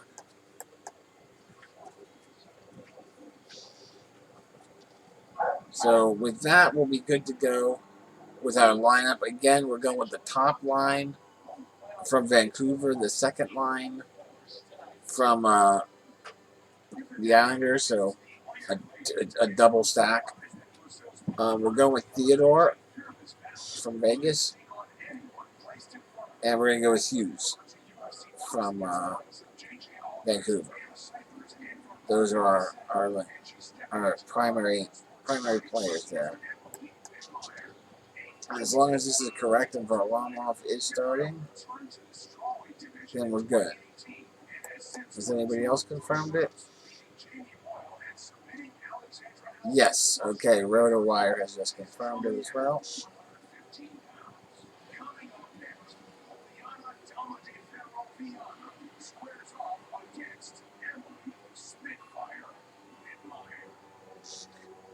All right, so if I had known that Emily Whitmire's nickname was Spitfire, and that she went as Emily Spitfire Whitmire, I may have gone with her. I don't think I did. Don't think I did.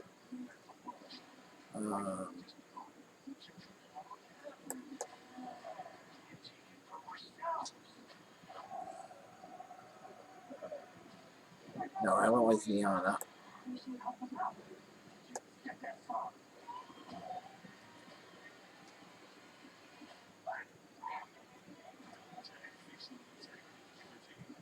All right, so we'll see what happens here now. A number of people, let's see. 33% of the lineups went with Martin in that first round. In that first fight, I mean, they got 92 points for their win, submission win. And it looks like at least a fair number of people. 9.5% went with Cyphers. So 9.5% went with Cyphers. They got 37.5 for the loss. That's not bad for a loss. A second round loss. You don't want a loss, obviously. But there's a number of folks here. It looks like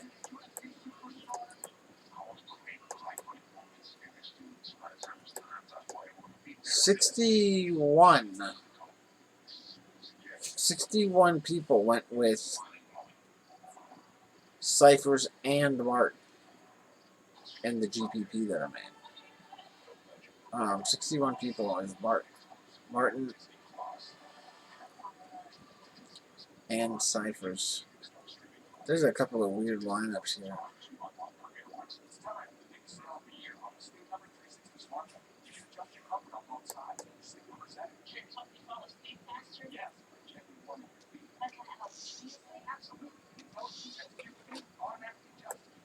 Yeah, there's a couple people. Looks like at least 5.8% of the people did not heed my warning about double checking their lineups going in, because they've still got Ankalaev in there, and that fight has been.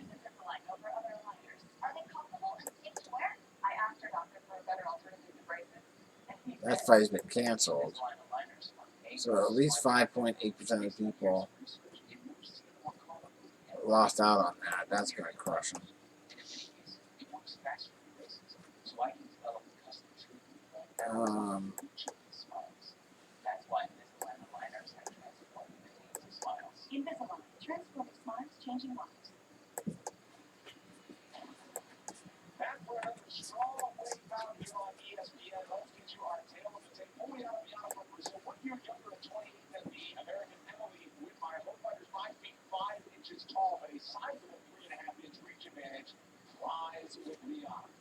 I'm going for Viana here. But like I said, if I had known Emily Whitmire's nickname, I might have gone with her instead. Because it's hard to pass up Emily Spitfire Whitmire.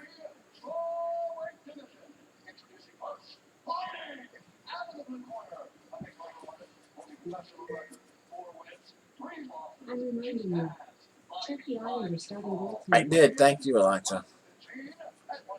We're good to go.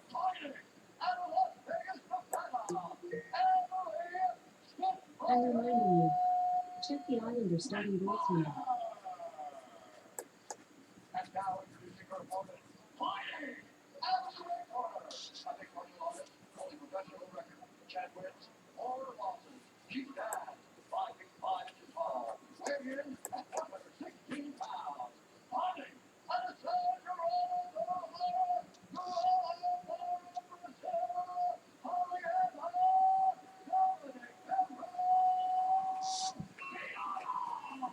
I'm unclear what my fighter's nickname is. It was many syllables. And she seems very, almost frighteningly calm. I don't know if she's going to get knocked out or if she has a plan to actually murder someone.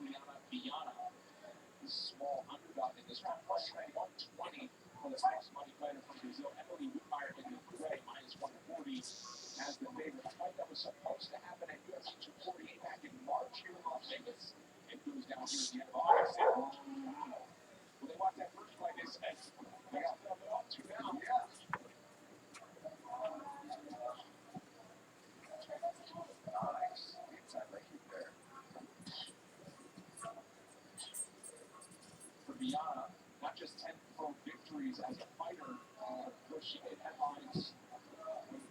She was the victim of an attempted robbery in Rio de Janeiro. Threw a little two-piece and a head kick and stopped that one. Nice.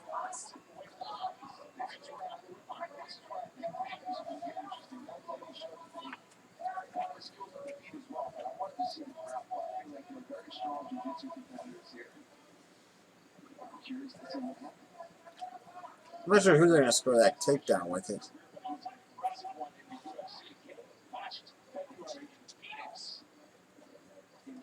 My girl's on the bottom right now.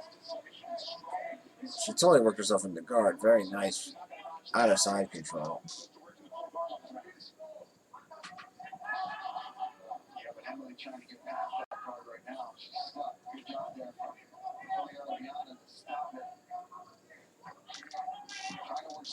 That being said, Polyana Viana is a pretty great name, actually.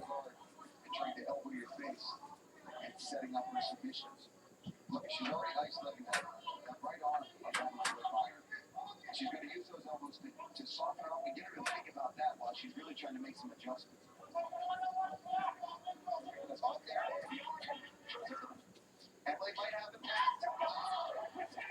Nice. Well, my girl gets the stoppage in the first round. Armbar. Brilliant armbar. Nice. 20.7% of the folks in the single entry that I was in have her. That's a pretty low percentage. That's pretty good. I like that. I like that. That's good.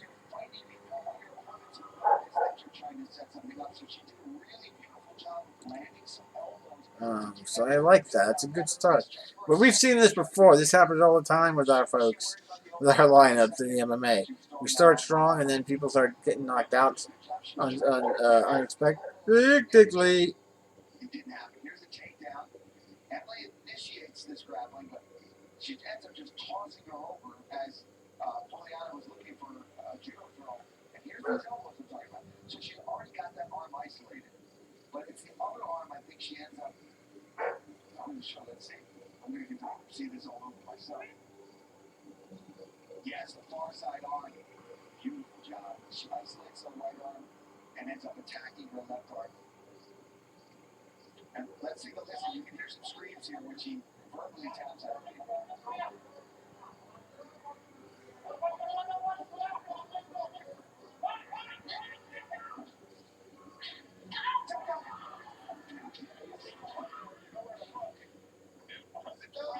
Nice. Nice. First round gives us a good bonus. I mean, I don't know what the score is going to be on that one. I mean, you get a good bonus for a first round stoppage, don't you? Yeah, first round win is plus 90. You get a plus 90 points. So we're going to get something. We're going to get something out of that. Pretty decent. That's good. That's good.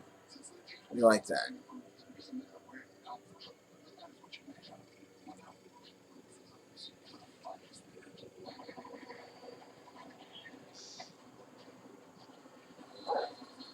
Will be more than the, what was it?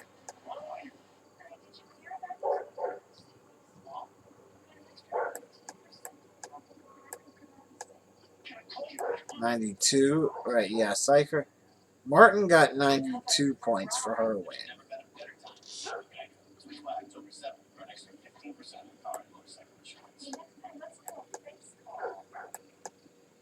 Oh, what was that? Let's see. That was 15% had Whitmire. So that's good that she lost. In the, that's not the first round loss. Can't be many points for her. That'll be good for us. Ladies and gentlemen, referee Jason Herzog has stopped this contest at 1 minute, 53 seconds of the very first round. Declared the winner by submission to an armbar.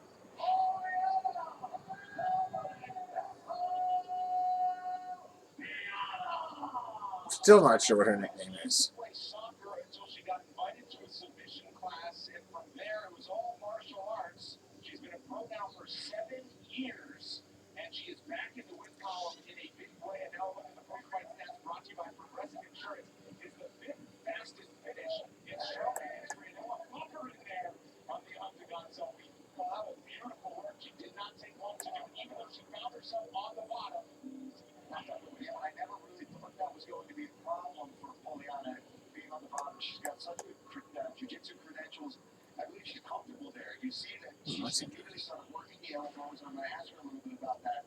But you see, Emily initiates the takedown, gets it to where I thought she also wanted it. But Biana ends up obviously being the stronger competitor on the mat and gets that beautiful armbar and verbal submission. And now at 11 wins, she has finished all of her victories. I mean, that is impressive no matter what weight class you fight in, but especially where in the strawweight division, she did fight at flyweight her UFC debut, but since dropping down to 150 pounds, this without a doubt her biggest performance. Paul, take it away with the winner. And I'm here with the winner, Poliana Viana. First of all, congratulations. I imagine you've got to be ecstatic. Poliana Viana. How are you feeling tonight? Parabéns, Poliana. Você deve estar muito feliz pela sua vitória. Como é que você está se sentindo? Estou muito feliz. Muito obrigada a todos que participaram disso. Eu agradeço muito a I guess there was a story that somebody tried to carjack her in Colombia, I think they said. And had no idea who she was. And she pop, kicked him in the head, fought him off. That's pretty awesome. Well, I want you to take a look at this handiwork that you landed this armbar. You were using your elbows, and I want you to just talk us through. Is were the elbows a big part of the game plan to distract you from the armbar that you were setting up? Você estava usando os cotovelos fizeram parte da distração para você poder entrar com a chave de braço? Na verdade, os cotovelos faziam parte de tudo, né? Se ela não abrisse vaga para o chave de braço, Looks like 94. eu ia abrir a cara dela. 94 and a half or so points. Yet another finish on your record, and I heard that you're an avid fisherman or fisherwoman. I don't even know what the terminology is. Where are you going fishing after this? É muito bom. Eu soube que você gosta muito de pescar. Onde você vai pescar depois disso? 90 strikes and one first round win. I'll keep an eye on that. She might get a few more points somewhere just because I feel like there had to be a takedown or an advancement. Right, or some kind of advanced universal treatment. No, I don't see it. No, I guess advances are just moving to half guard, to side control, to mount, or to back control. So you don't really get any.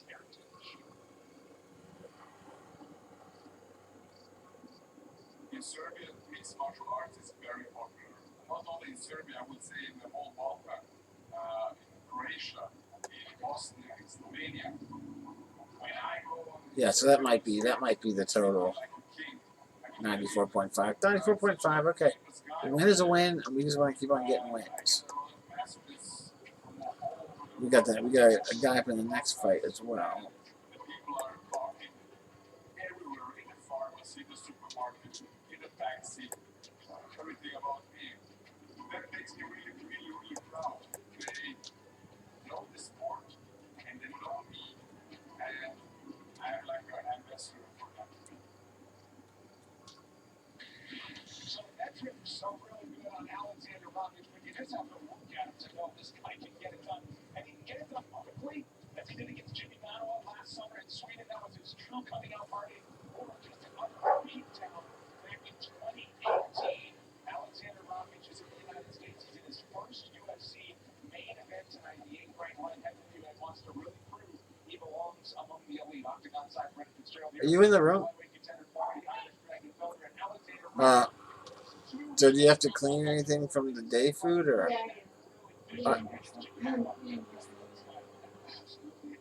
Or I haven't? That's good.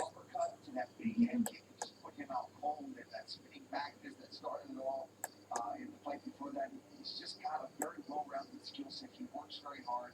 You can tell he's very disciplined to the craft, and he's so young in his career too that I do believe that a big win over Anthony Smith is going to set him up to really be one of the contenders at 205, especially now that we have John Jones stepping down, possibly moving up to heavyweight. And he's just 28 years old, out of Austria, of course, he just so there, representing Serbia and the entire Balkan region tonight. But let's take a look at what makes him so good. Kickboxing is certainly his specialty. Yeah, listen, I really, had to go through the data to be able to come up with this, so I hope you guys appreciate it. But here you see him going after the leg.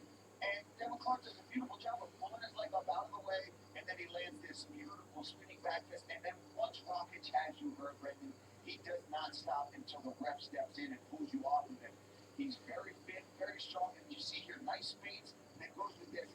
You see here, he's using that left hand to distract Jimmy Manuel and comes over top of that with that big left head kick. Excuse me, let's take another look here. Couple of feints, steps off perfectly. See how he steps to the outside of Manuel's foot. That's really going to open up the power for that head kick from Rockets. High stakes in our main event at light heavyweight. It's a 4-round main card coming up later tonight, 9 Eastern, 6 Pacific. We're exclusively on ESPN Plus. But we'll be there ranked contender welterweight, including Neil Magny and the former champion fan favorite, Ruthless Robbie Lawler, in his first appearance of 2020. And Gino and Kip welcoming Alexa Grasso, the former ranked strawweight, to the Alright, let's see here. Ring Night of Fights is our main card coming up later tonight on ESPN Plus. But up next, we got some fighter from Philadelphia. Ever heard of that? My friend Paul Beller knows something about how good Sean Brady is. He's got the record to prove it. I'm reminding you, take your medicine. Sean Brady, we got Sean Brady coming up in this next fight. He's one of our big money, or big value. So this is usually where things fall apart for us. Sean Brady winds up getting upset and screws everything up. See, Harden is doing Harden things. Still 3 minutes left in the first quarter. He's already got 11 points and 2 rebounds, up to 14.5 points. On pace for about 61 point night.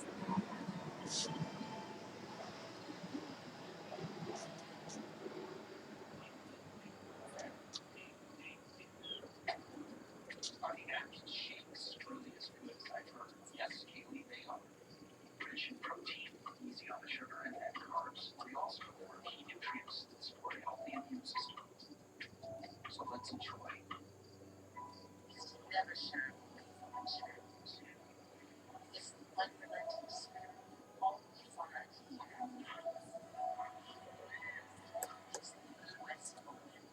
Let's see. Baseball's getting ready to get rolling in 3 minutes. Let's do a quick check on our baseball arms. Make sure that frickin' Colorado game hasn't been canceled or postponed or whatever. So far, it seems okay. It seems like it's on.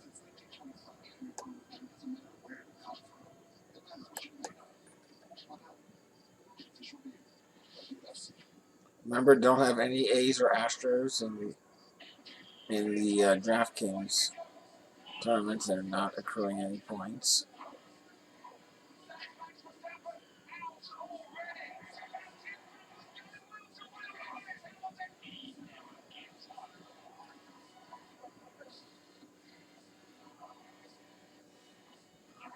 Double check our NASCAR lineup.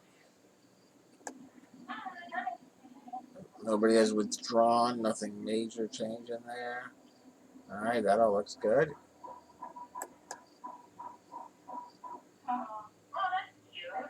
NHL's underway.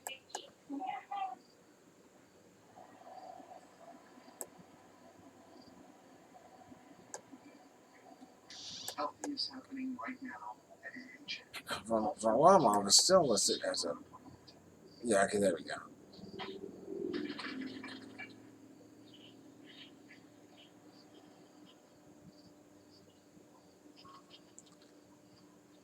Yep. So he's definitely officially starting everybody. Like that, we're good there. There is so much sports to watch right now. It's amazing.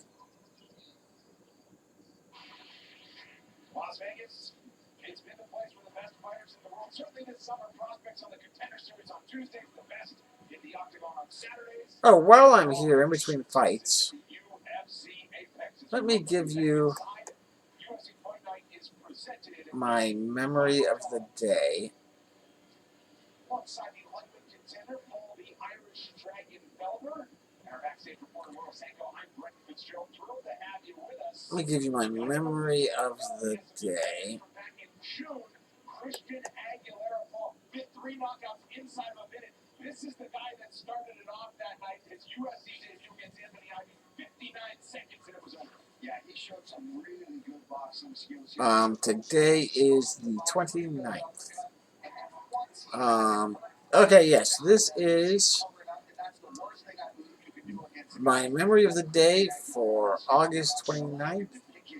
This is day 54 of 366.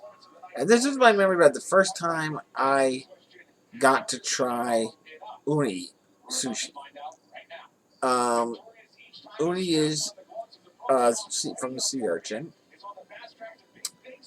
It's actually only the reproductive organs of the sea urchin. And it's a funny story because several months before I got to try uni, Dave got to try it. We had gone to this all-you-could-eat sushi place. I can't remember the name of it. Something like Sushi 2 or something like that. And the deal was for a ridiculously small sum, like $29. You would sit down and they would bring you out 5 different platters of sushi. And the rule was you just had to finish eating whatever was on that platter to move on to the next one. And there's no way that I was going to do that, but I joined anyway because it was a good price. Dave, on the other hand, is a challenger when it comes to eating. And so Dave wound up making it all the way through the 5 courses. And then at the end, the reward for completing those 5 courses was, oh, you got to pick anything from the entire menu, and for free. And so the rarest ones were lobster and uni. We'd never heard of lobster sushi before. And then uni, which we had heard about, was like, oh, that's pretty rare. So Dave went with the uni. And it was terrible. I mean, it was like he had a hard time getting it down, not because he had finished 5 rounds of sushi previous to that, but just because it tasted horrible. I mean, you could see he was like, oh no, this is terrible. It's terrible. Several months later, we went to a more standard sushi place. And they had sea urchin on the menu again. So I said to Dave, like, look, I gotta, or I have to order it just to see what this tastes like. And Dave was like, that's all you, man. You go for it. You know. And so I ordered it. You know, smelled fine. Was ready. Karen gave it to me. I should have expect waiting. Everyone's waiting. Dave's looking at me expectantly, like waiting for me to, you know. And it was delicious. Like, it was some of the best sushi I ever had. So I swallowed it, and I'm like, dude, it's really, really good. And he 100% thought, he was like, fuck, you're fucking lying. And I was like, no, dude, try it. And he thought, like, he was not going to try it because it was so bad. And he was convinced I was just covering up how terrible it was and trying to trick him into tasting it again. And it went on for maybe 2 minutes or so. We're like, no, dude, I swear to you, it's delicious. And he looked very, very suspicious. But then he ate the second piece of sushi. And he was like, oh my God, this is delicious. And it was pretty much, it was first of all, it's a great memory. It was also a learning experience of, if you're going to try sushi, Japanese sushi delicacy, don't necessarily do it from an all-you-can-eat sushi place. And that was our learnings for the day. And that is my memory of the day.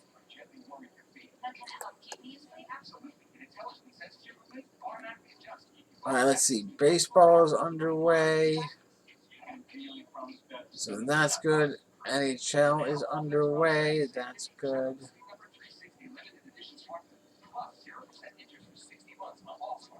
Cool. So for my experiment, where I had Harden and Giannis, and then the other one I had the exact same line, but I switched Harden and Tucker out for SGA and Paul. So far, Harden's carrying it away. 14 points more than the other combo.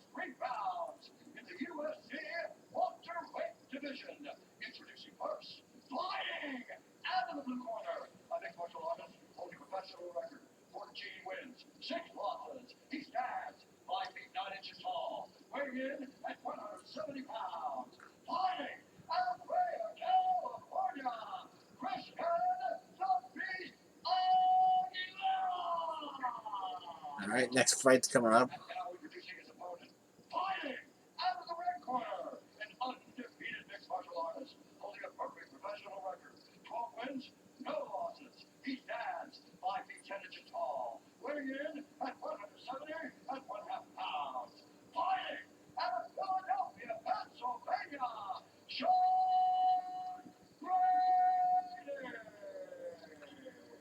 Ooh, he doesn't even have a nickname. He's just Sean Brady. That's my guy, Sean Brady.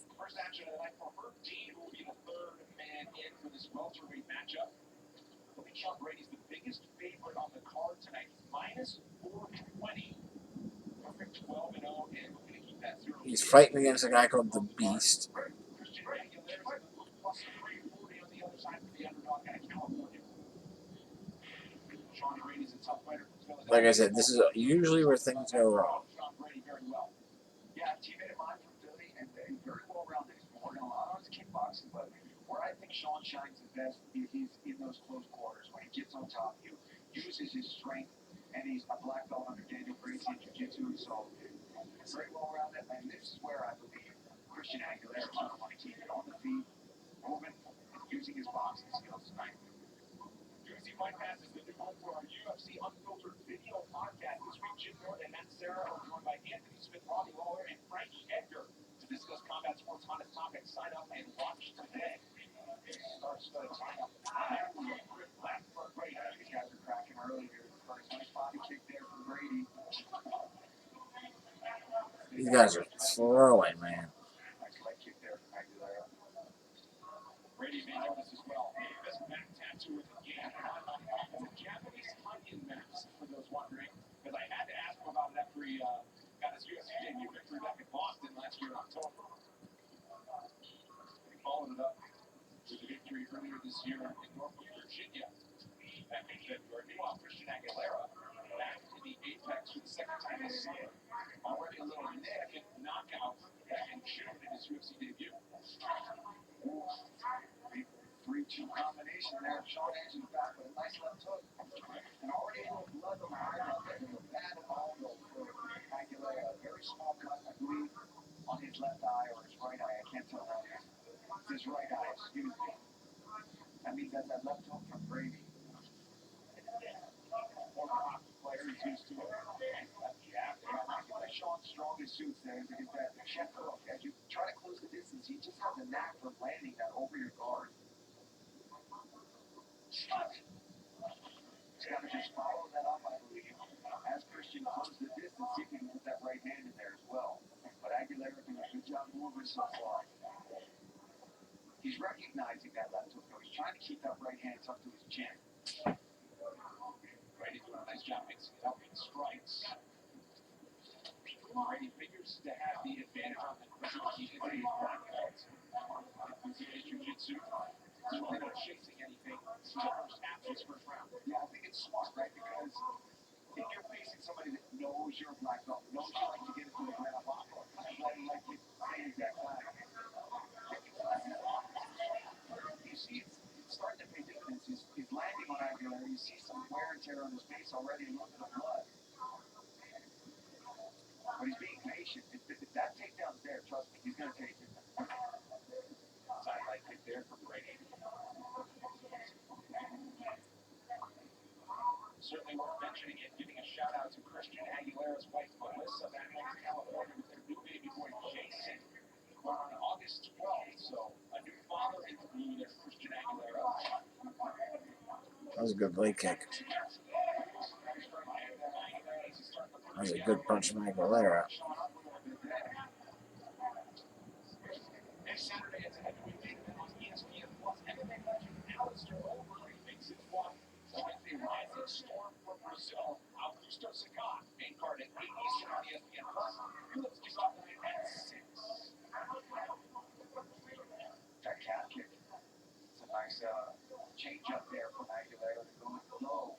Both guys have been landing very low on the thigh so far.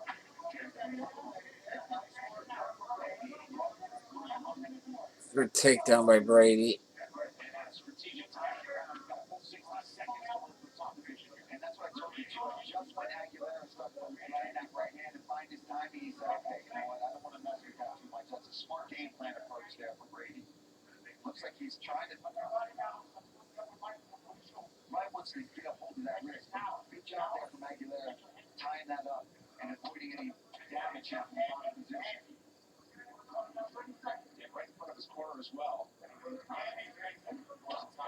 hear the instructions from the coaches in this building. No, I mean, he's right in front of Daniel Gracie and John right there. Nice rousing down with a kick from Sean. There he goes. He wants to tie up that hand. Short time here. In the corner. Right in the grill. Sean Brady. Good first 5 minutes for the fighter from Philadelphia, but back with round 2. All right, round 1 goes to Brady.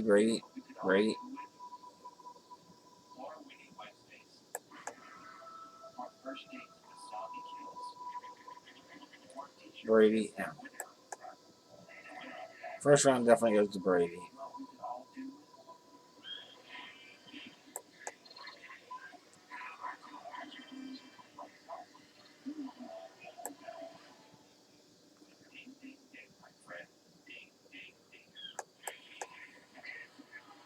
Let's see, Brady Anderson's already given up 2 hits against the Pirates.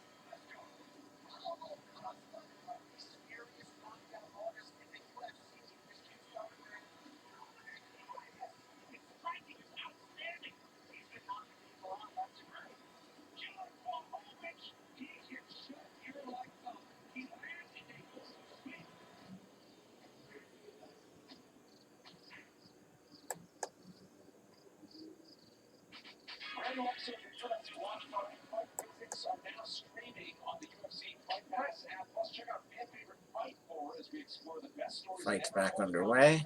Stream episodes only on UFC Fight Pass. Step into our lives. Second round here at welterweight. Sean Brady stays busy on the feet, has some ground and pound, and he also takes down the fight the first round. Both guys have such a nice left hook. They're landing at the same time. Same with the leg kick. There's been a couple occasions where they both landed at the same moment.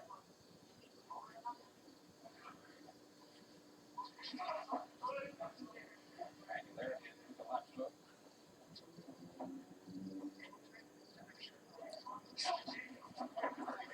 Another nice takedown by Brady.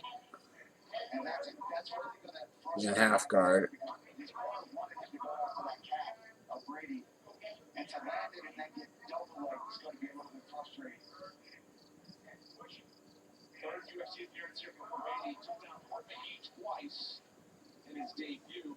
Matched 4 takedowns against Ismael Nawadia last time out. Now he's got 2 already, so 8 fights against him. And he cleared that lockdown that he had on the leg there. That was going to prevent him from being maybe pass here. Now it's just a matter of him really trying to get this knee past the half guard here, which I think he's going to be able to do if he really wants to. He's got to be careful not to lose his balance. He loves the mounted guillotine as well. So look for him to go for that guillotine there. They moved to full mount.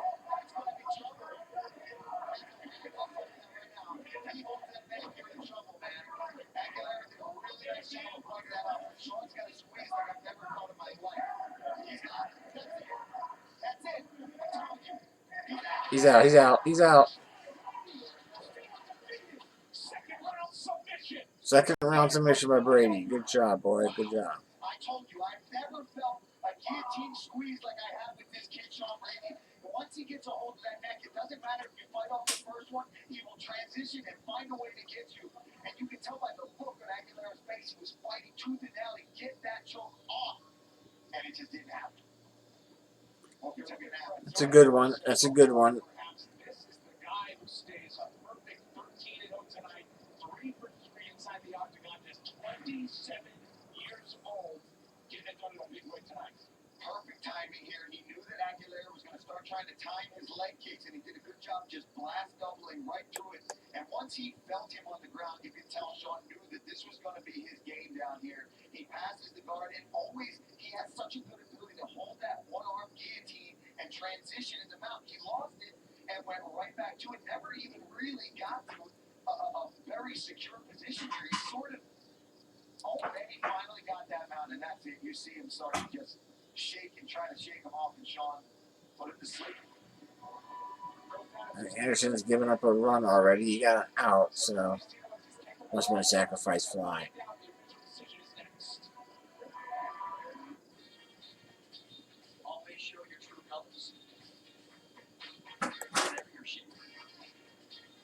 So let's see, that's a second round stoppage.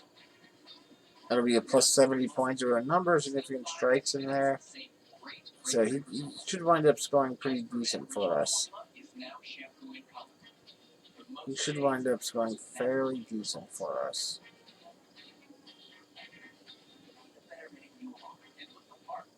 Promotional products certainly say a lot in a language that's beyond words. Like thank you for all you do and welcome back. For Imprint speaks their language. So explore thousands of promotional products at ForImprint.com. For Imprint, for certain. Give us the tape measure shots, collections, and the split. Give us high heat and the filthy stuff. Give us the game's best. Play, finish. Give us Sunday Night Baseball on ESPN. Catch the all-new UFC Live every Friday. We get you primed for the Saturday action as well as all the latest news and information from around the sport. UFC Live next Friday, 7 Eastern. It's on ESPN News. All right, now make this one official. We send it back inside the octagon. Oh, now for the fight decision brought to you by DAV, Disabled American Veterans, keeping our promise to America's veterans. Now we send it inside to Bruce Buffer. Ladies and gentlemen, referee Herb Dean has called a stop to this contest at 1 minute, 47 seconds of the second round. Declaring the winner by submission due to a guillotine choke and still under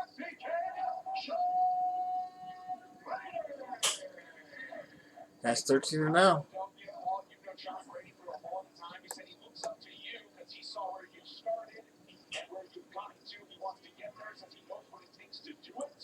And certainly his biggest performance to date, his first stoppage inside the octagon. Yeah, listen, Looks that's like. what he really needed. He knew it. He had some tough tests.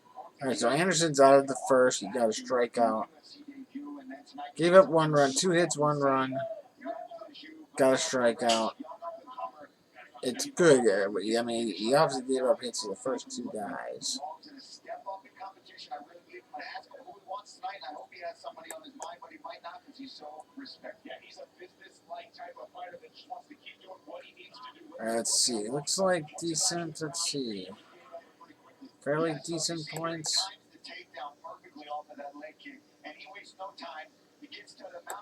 Well, they haven't given him all his points yet. Now, that being said, a lot of people had Brady. Hundreds and hundreds of times, and there's no getting out. It's absolutely miserable. And now I am here with the winner himself.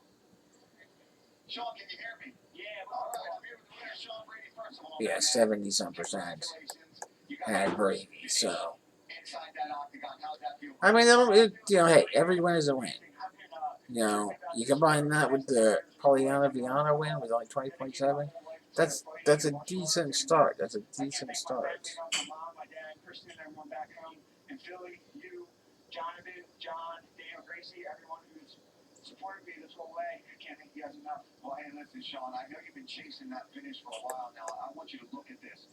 You set this up once, he kind of bucked it up, but what were you feeling in there? Did you know you had it as soon as you got the regrip on him? Yeah, man, I literally spent that every single day. I know. High-level black belts, everybody I get with that, and I actually wound up belting another organization, CFFC, with that exact move.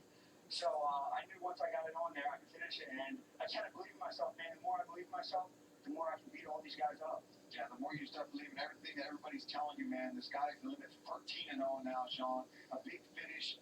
I believe you deserve a big step up in competition, but what do you want next? I want a big name, man. I want Christian was super tough, but he kind of like me, doesn't have the biggest name. I just want a bigger name that's going to put me higher, you know? Give me that. I hope someone will give me that opportunity. Let's see, Lynn. In my big Major League Baseball combined. Did you say something? You got 2 strikeouts, 1 base on ball, 2 strikeouts. That's not bad. 25% round.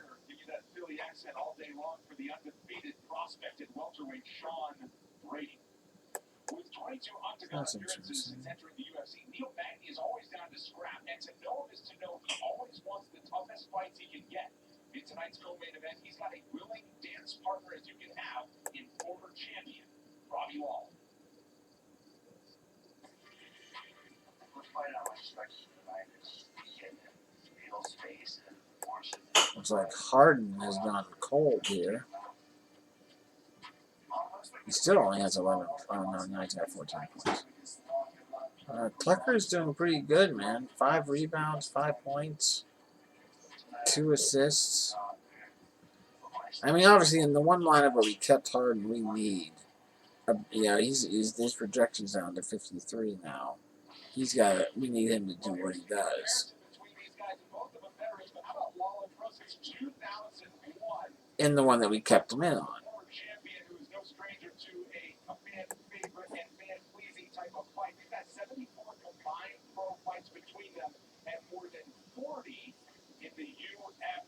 As our co-main event tonight, and welterweight Neil Magny trying to not just throw the weight on 2020. There's only 2 other fighters on the roster that have done that. He's back to being busy after missing all of 2019. What is it? Oh. And wants to get back inside that top 10. Should be a great fight. I cannot wait for this fight. I absolutely love both guys. Neil Magny is just always ready for a challenge, always ready for a scrap, no matter who it is.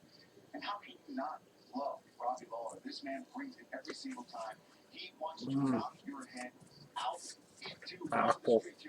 That's the first live streamed apple.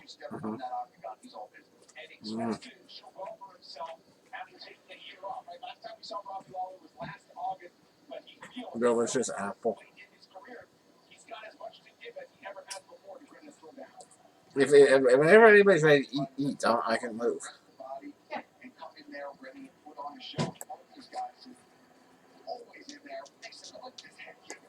Probably all of the list of things that this man's accomplished. Go on and on and on. I'm just honored that I'm here and able to call this fight, to be honest with you. So get back the second appearance at the Apex this summer after he got a victory at UFC 2. SGA's doing terrible. Stay on ESPN Plus coming up with a full-fight main card later tonight. Former title challenger Anthony Smith takes on the Serbian finisher Alexander Rakic in our main event between two top 10 light heavyweights. UFC Fight Night Smith versus Rakic coming next over on ESPN Plus.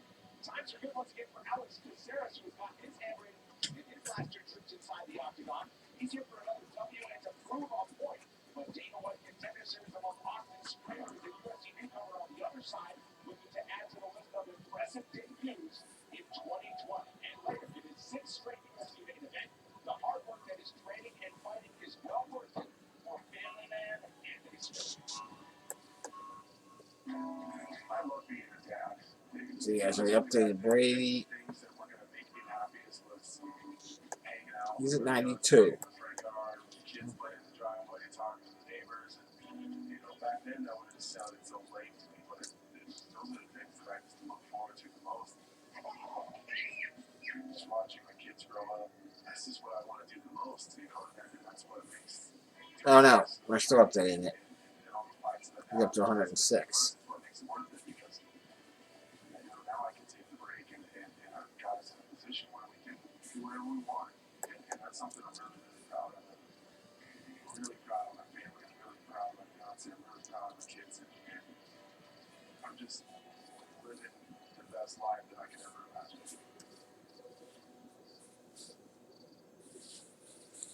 And did you know that every second the universe expands by millions of miles in every direction? Did you know Cricket has 5G? That's expanding too. Nationwide? Oh, my.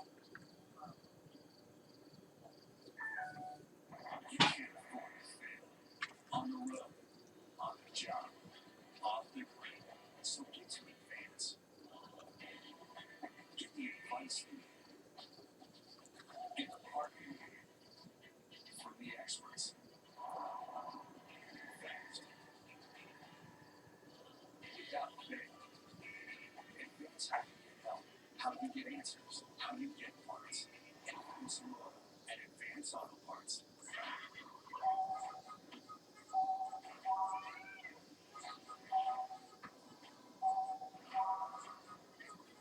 Take a look at the. Oh, NASCAR's underway.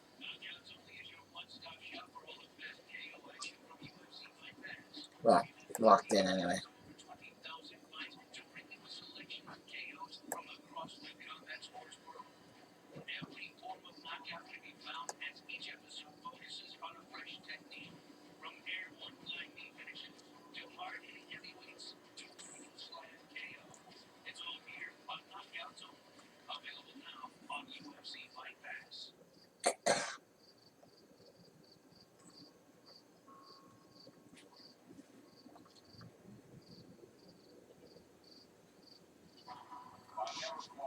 In my career without a crowd, even back in the days when I thought kickboxing amateur, there was many people. It don't bother me if it's crowd or not crowd. I'm a guy, I can fight everywhere, anybody, anytime. If you tell me let's fight in the park, I'm gonna fight in the park. Let's fight in the garage, I'm gonna fight in the garage. I'm so focused, I don't care. I see it's like a sparring. I'm gonna probably hear his coaches, he's gonna be my coaches, and it's gonna be like a really hard sparring. And I can't wait to make this experience in my life. The fight entered, but he especially wanted to fight in the United States in a main event. He gets that chance tonight. Alexander Rakic has won 4 of his 5 trips to the octagon, and some impressive first-round knockouts of Devin Clark. Not more impressive than Jimmy Manuwa knockout of the year candidate last June that came in sweet against a respected name like Jimmy Manuwa. He is coming up in our main event later tonight. But up next, Austin Springer will make his UFC debut. May sound familiar because he fought on Dana White's Contender Series a couple of years ago, back in 2018. Fought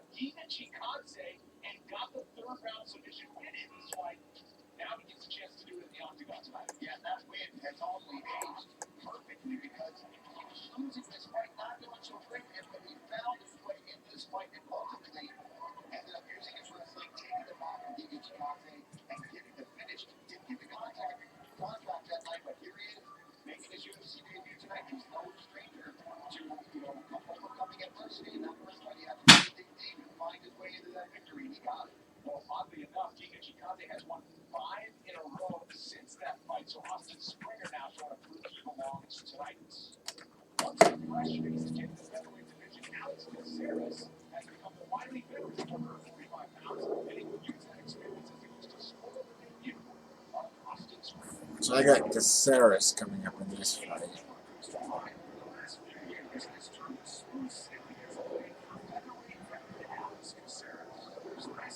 Have seen him score impressive victories over Steven Peterson and Chase Hooper. Now on his first winning streak since 2016, Bruce Leroy is confident that the good times will keep rolling. This is a kid that goes by Bruce Leroy.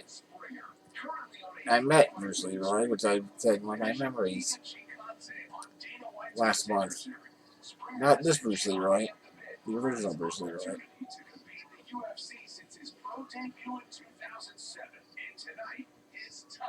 He's squaring off against a guy that making his debut.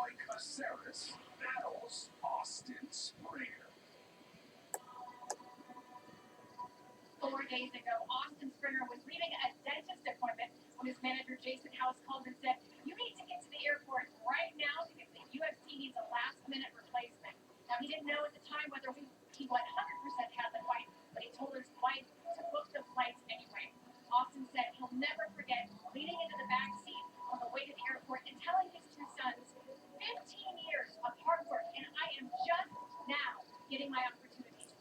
So he's older, yeah, he's an older guy. He's not a young prospect. He's been working hard. That can go one of 2 ways here. He can be so focused and driven that he needs to win this, or he could wind up psyching himself out.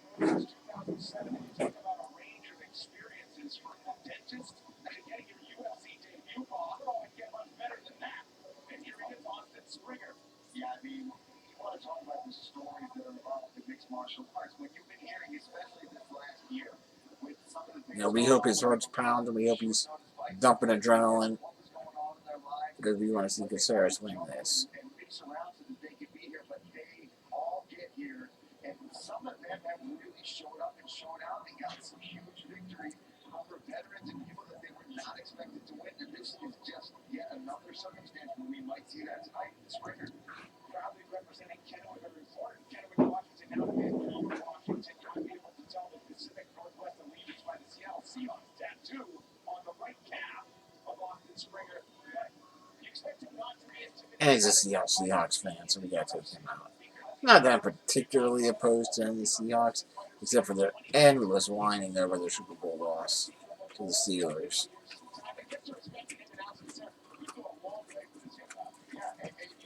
Just like you're talking about, this is nothing new to him, even though this is technically his UFC debut. He's part of the contender. He's been in the Ultimate Fighter. So this is just what he's used to, honestly.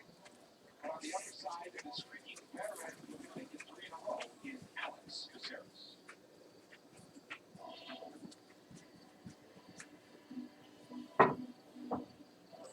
Well, you always expect a smile. Oh, this is not how you walk to the octagon. He's got a style also his own. Doesn't have the hair to go along with it. I know it's gone, but Bruce Leroy is back. The fighter out of Miami with that trademark smile.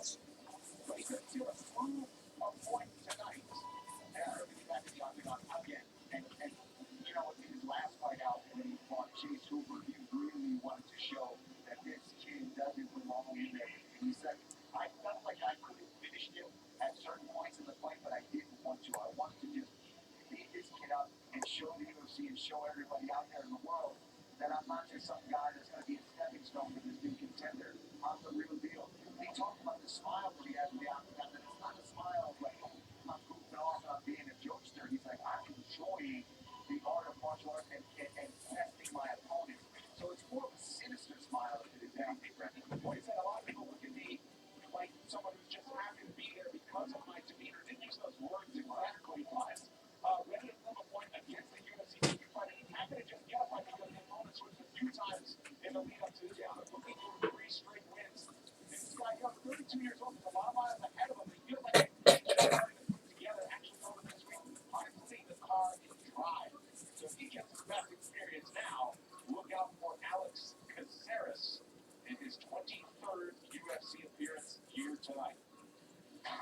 get started. Here's our tail on the tape for this featherweight matchup. Caceres has mentioned 32 years old. Springer 1 year older at 33. Springer 2 inches shorter at 5'8". Did have some issues with the scale. Loses 30% of his purse thanks to coming in 6 pounds over the 145-pound mark. 2-inch advantage for Alex Caceres. Here's Chris Crawford. Ladies and gentlemen, this fight is 3 pounds in the UFC featherweight division. Introducing first, fighting out of the blue corner. A mixed martial artist holding professional record, 12 wins, 3 losses. He stands 5 feet 8 inches tall, weighing in at 151 pounds. Fighting out of Vancouver, Washington, Austin Springer. And now introducing his opponent, fighting out of the red corner, a freestyle fighter holding professional record, 16 wins, 12 losses, 1 no contest. He stands 5 feet 10 inches tall, weighing in at 145 pounds. Fighting out of Miami, Florida, Alex Bruce Leroy Caceres. Go, Bruce Leroy. Come on. When the action begins, a referee in charge, Chris Coyote. Chris Coyote back in the octagon. He's had his work cut out for him the last couple of weeks. Had those close calls, but masterfully has let it go. And we've seen some great fights because of it. Alex Caceres hits 200 as the favorite. So it's just rice in the chicken can? You could probably throw a little bit of that bean paste into my rice we used the other day in the fridge. You know, since we opened it, we're looking to use stuff up. In a coincidental turn of events, it was supposed to be Giga Chikadze. He stumbled there. To finish that fight, Giga Chikadze was set to fight Alex Caceres. Austin Springer gets his UFC debut. Beat Giga Chikadze 2 years ago on Dana White's Contender Series. A pure wobble there, Paul. Yeah. I mean, I have to see that again, that kick, because he was right behind the octagon pole when it happened. Maybe I can give that my ice on here. Big swing to Springer, and he looks to line him up. Yeah, you clicked off the dome there pretty good there, Britt. Springer appears to have his muscles kicked back about him.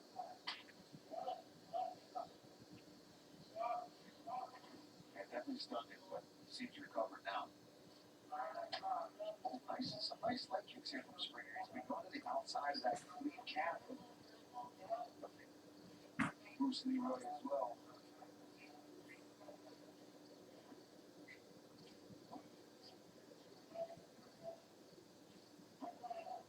UFC always been sound, the official sound of UFC. Download now for new UFC and fighter-inspired mixes every week.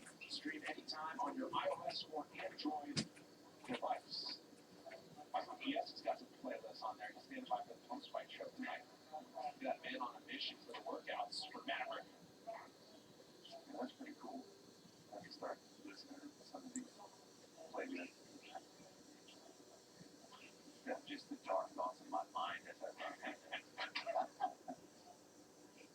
You can put all your walkout songs on there. You change it up every time. I've been running and Peloton to clarify. You're just answering our producer. Yeah, sorry. Talk to me, Paul. Don't break the fourth wall. Okay, halfway through the first round here. Left cross there by Caceres. Springer. Yeah, he's got to watch these uppercuts and he can't lead Caceres. Really working that inside leg kick, though.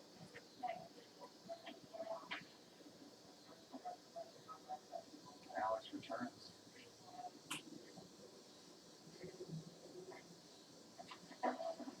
Barely catches the kick there, but off the mark. Caceres staying patient.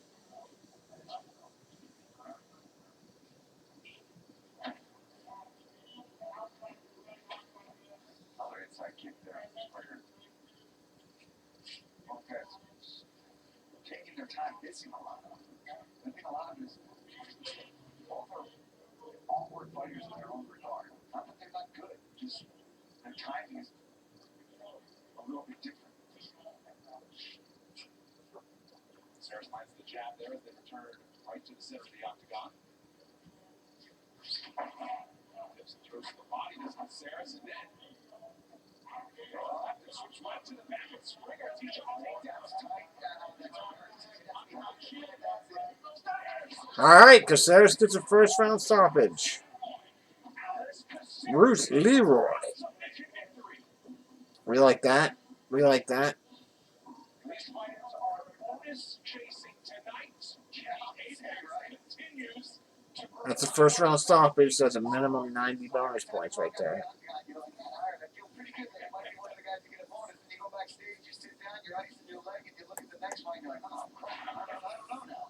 Let's take a look here. He throws this bomb shot in the body. That might have actually stuck him a little bit. And then it was Springer that shot on Alex. And Philadelphia Flyers there. They're beating the Islanders 1-0.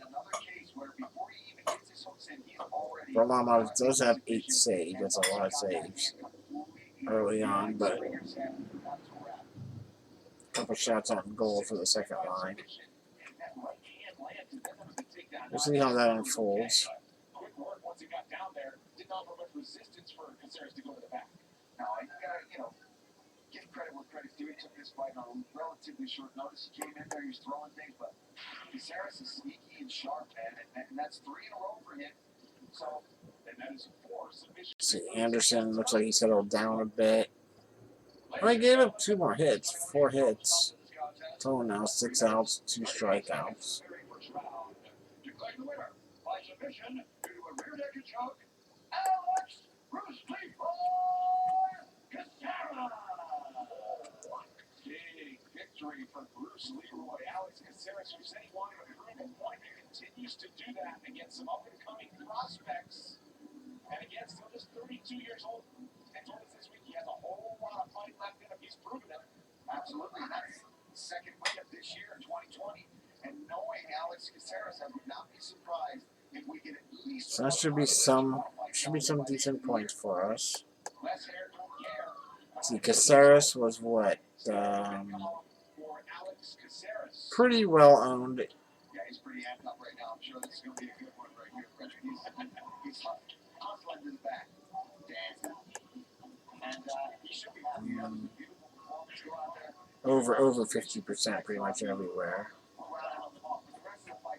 The next one is the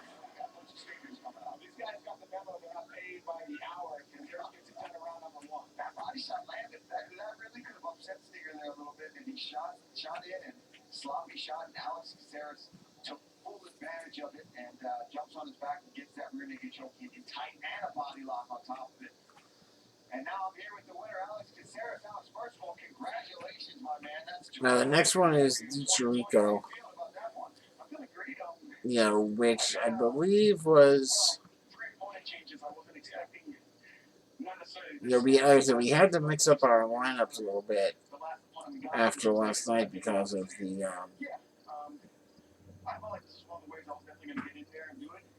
one fight getting canceled. And this is this was one that no one's really expecting too much out of this fight.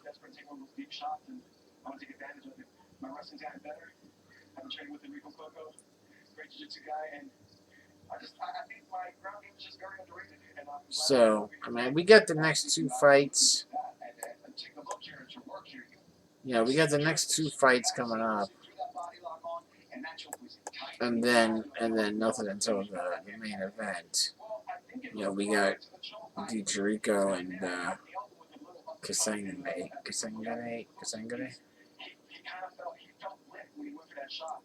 I don't know. We'll see what happens. Just, halfway through. We've had a number of lineups in the past, obviously, where the first 3 fights have gone well, and then the last 3 have turned upset on us and just gone poorly. But we'll see.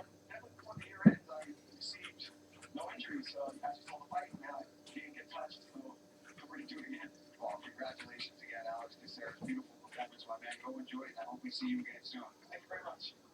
Big victory tonight for Alex Caceres, who makes it 3 in a row.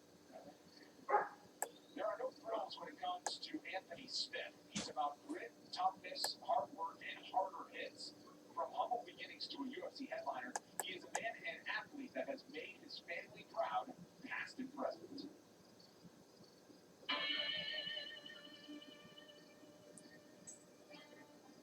I grew up in Nebraska City, Nebraska. It's about 45 minutes south of Omaha.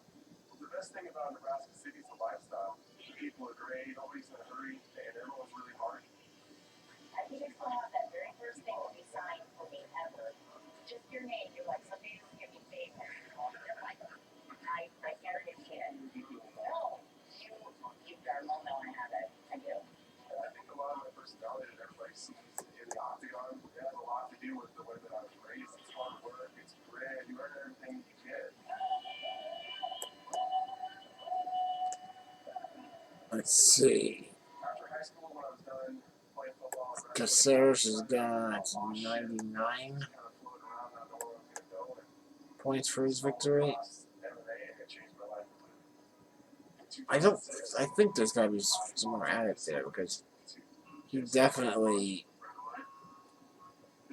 advanced to the back.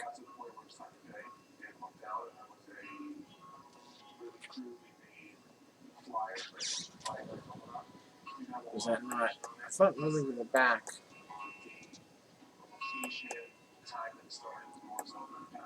Let's see. Advancements are to half guard his items with the mount to back control. So I would think he would have to get something there as an advancement. Moving to back control.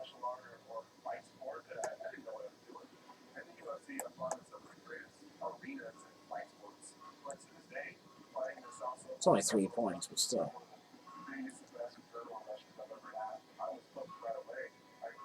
This is something that I'm going to continue to do.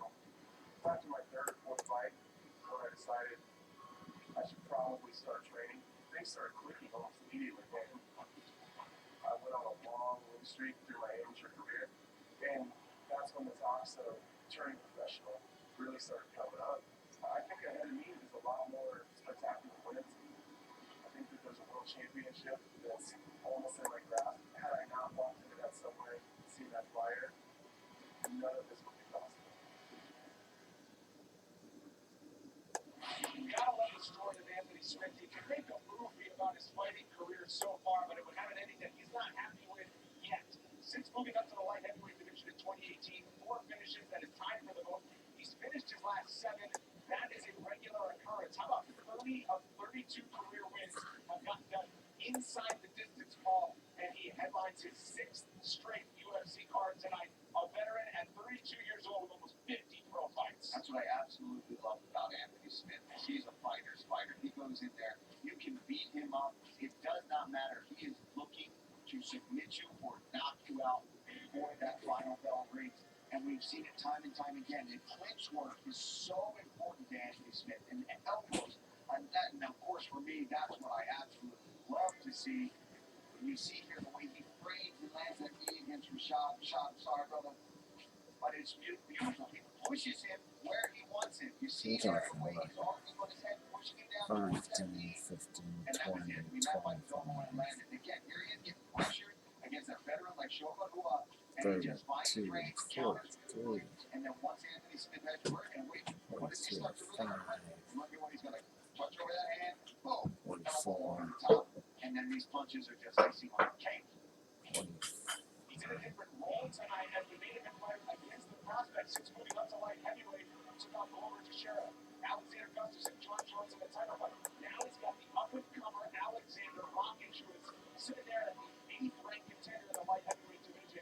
It's part of the 4-fight main card coming up later tonight exclusively on ESPN+. Next week on ESPN+, it's a heavyweight main event. MMA legend Alistair Overeem makes the walk against a rising storm from Brazil in the form of Augusto Sakai. Main card at 8 Eastern on ESPN+. The prelims kick off tonight at 6. And you see the 3-pack up there. Karen, Brian, Rashad, Evans, Michael Chiesa having a good time. And how good they got a great seat. To describe the action, they'll recap it. We'll visit with the desk crew when we come back.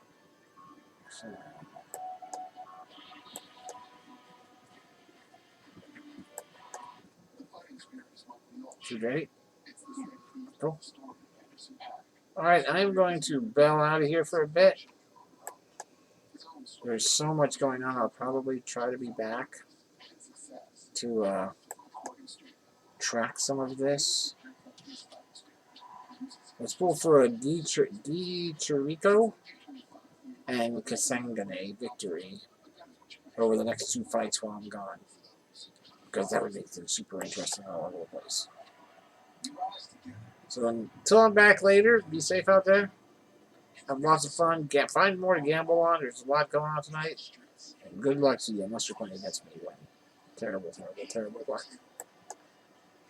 Talk to you soon.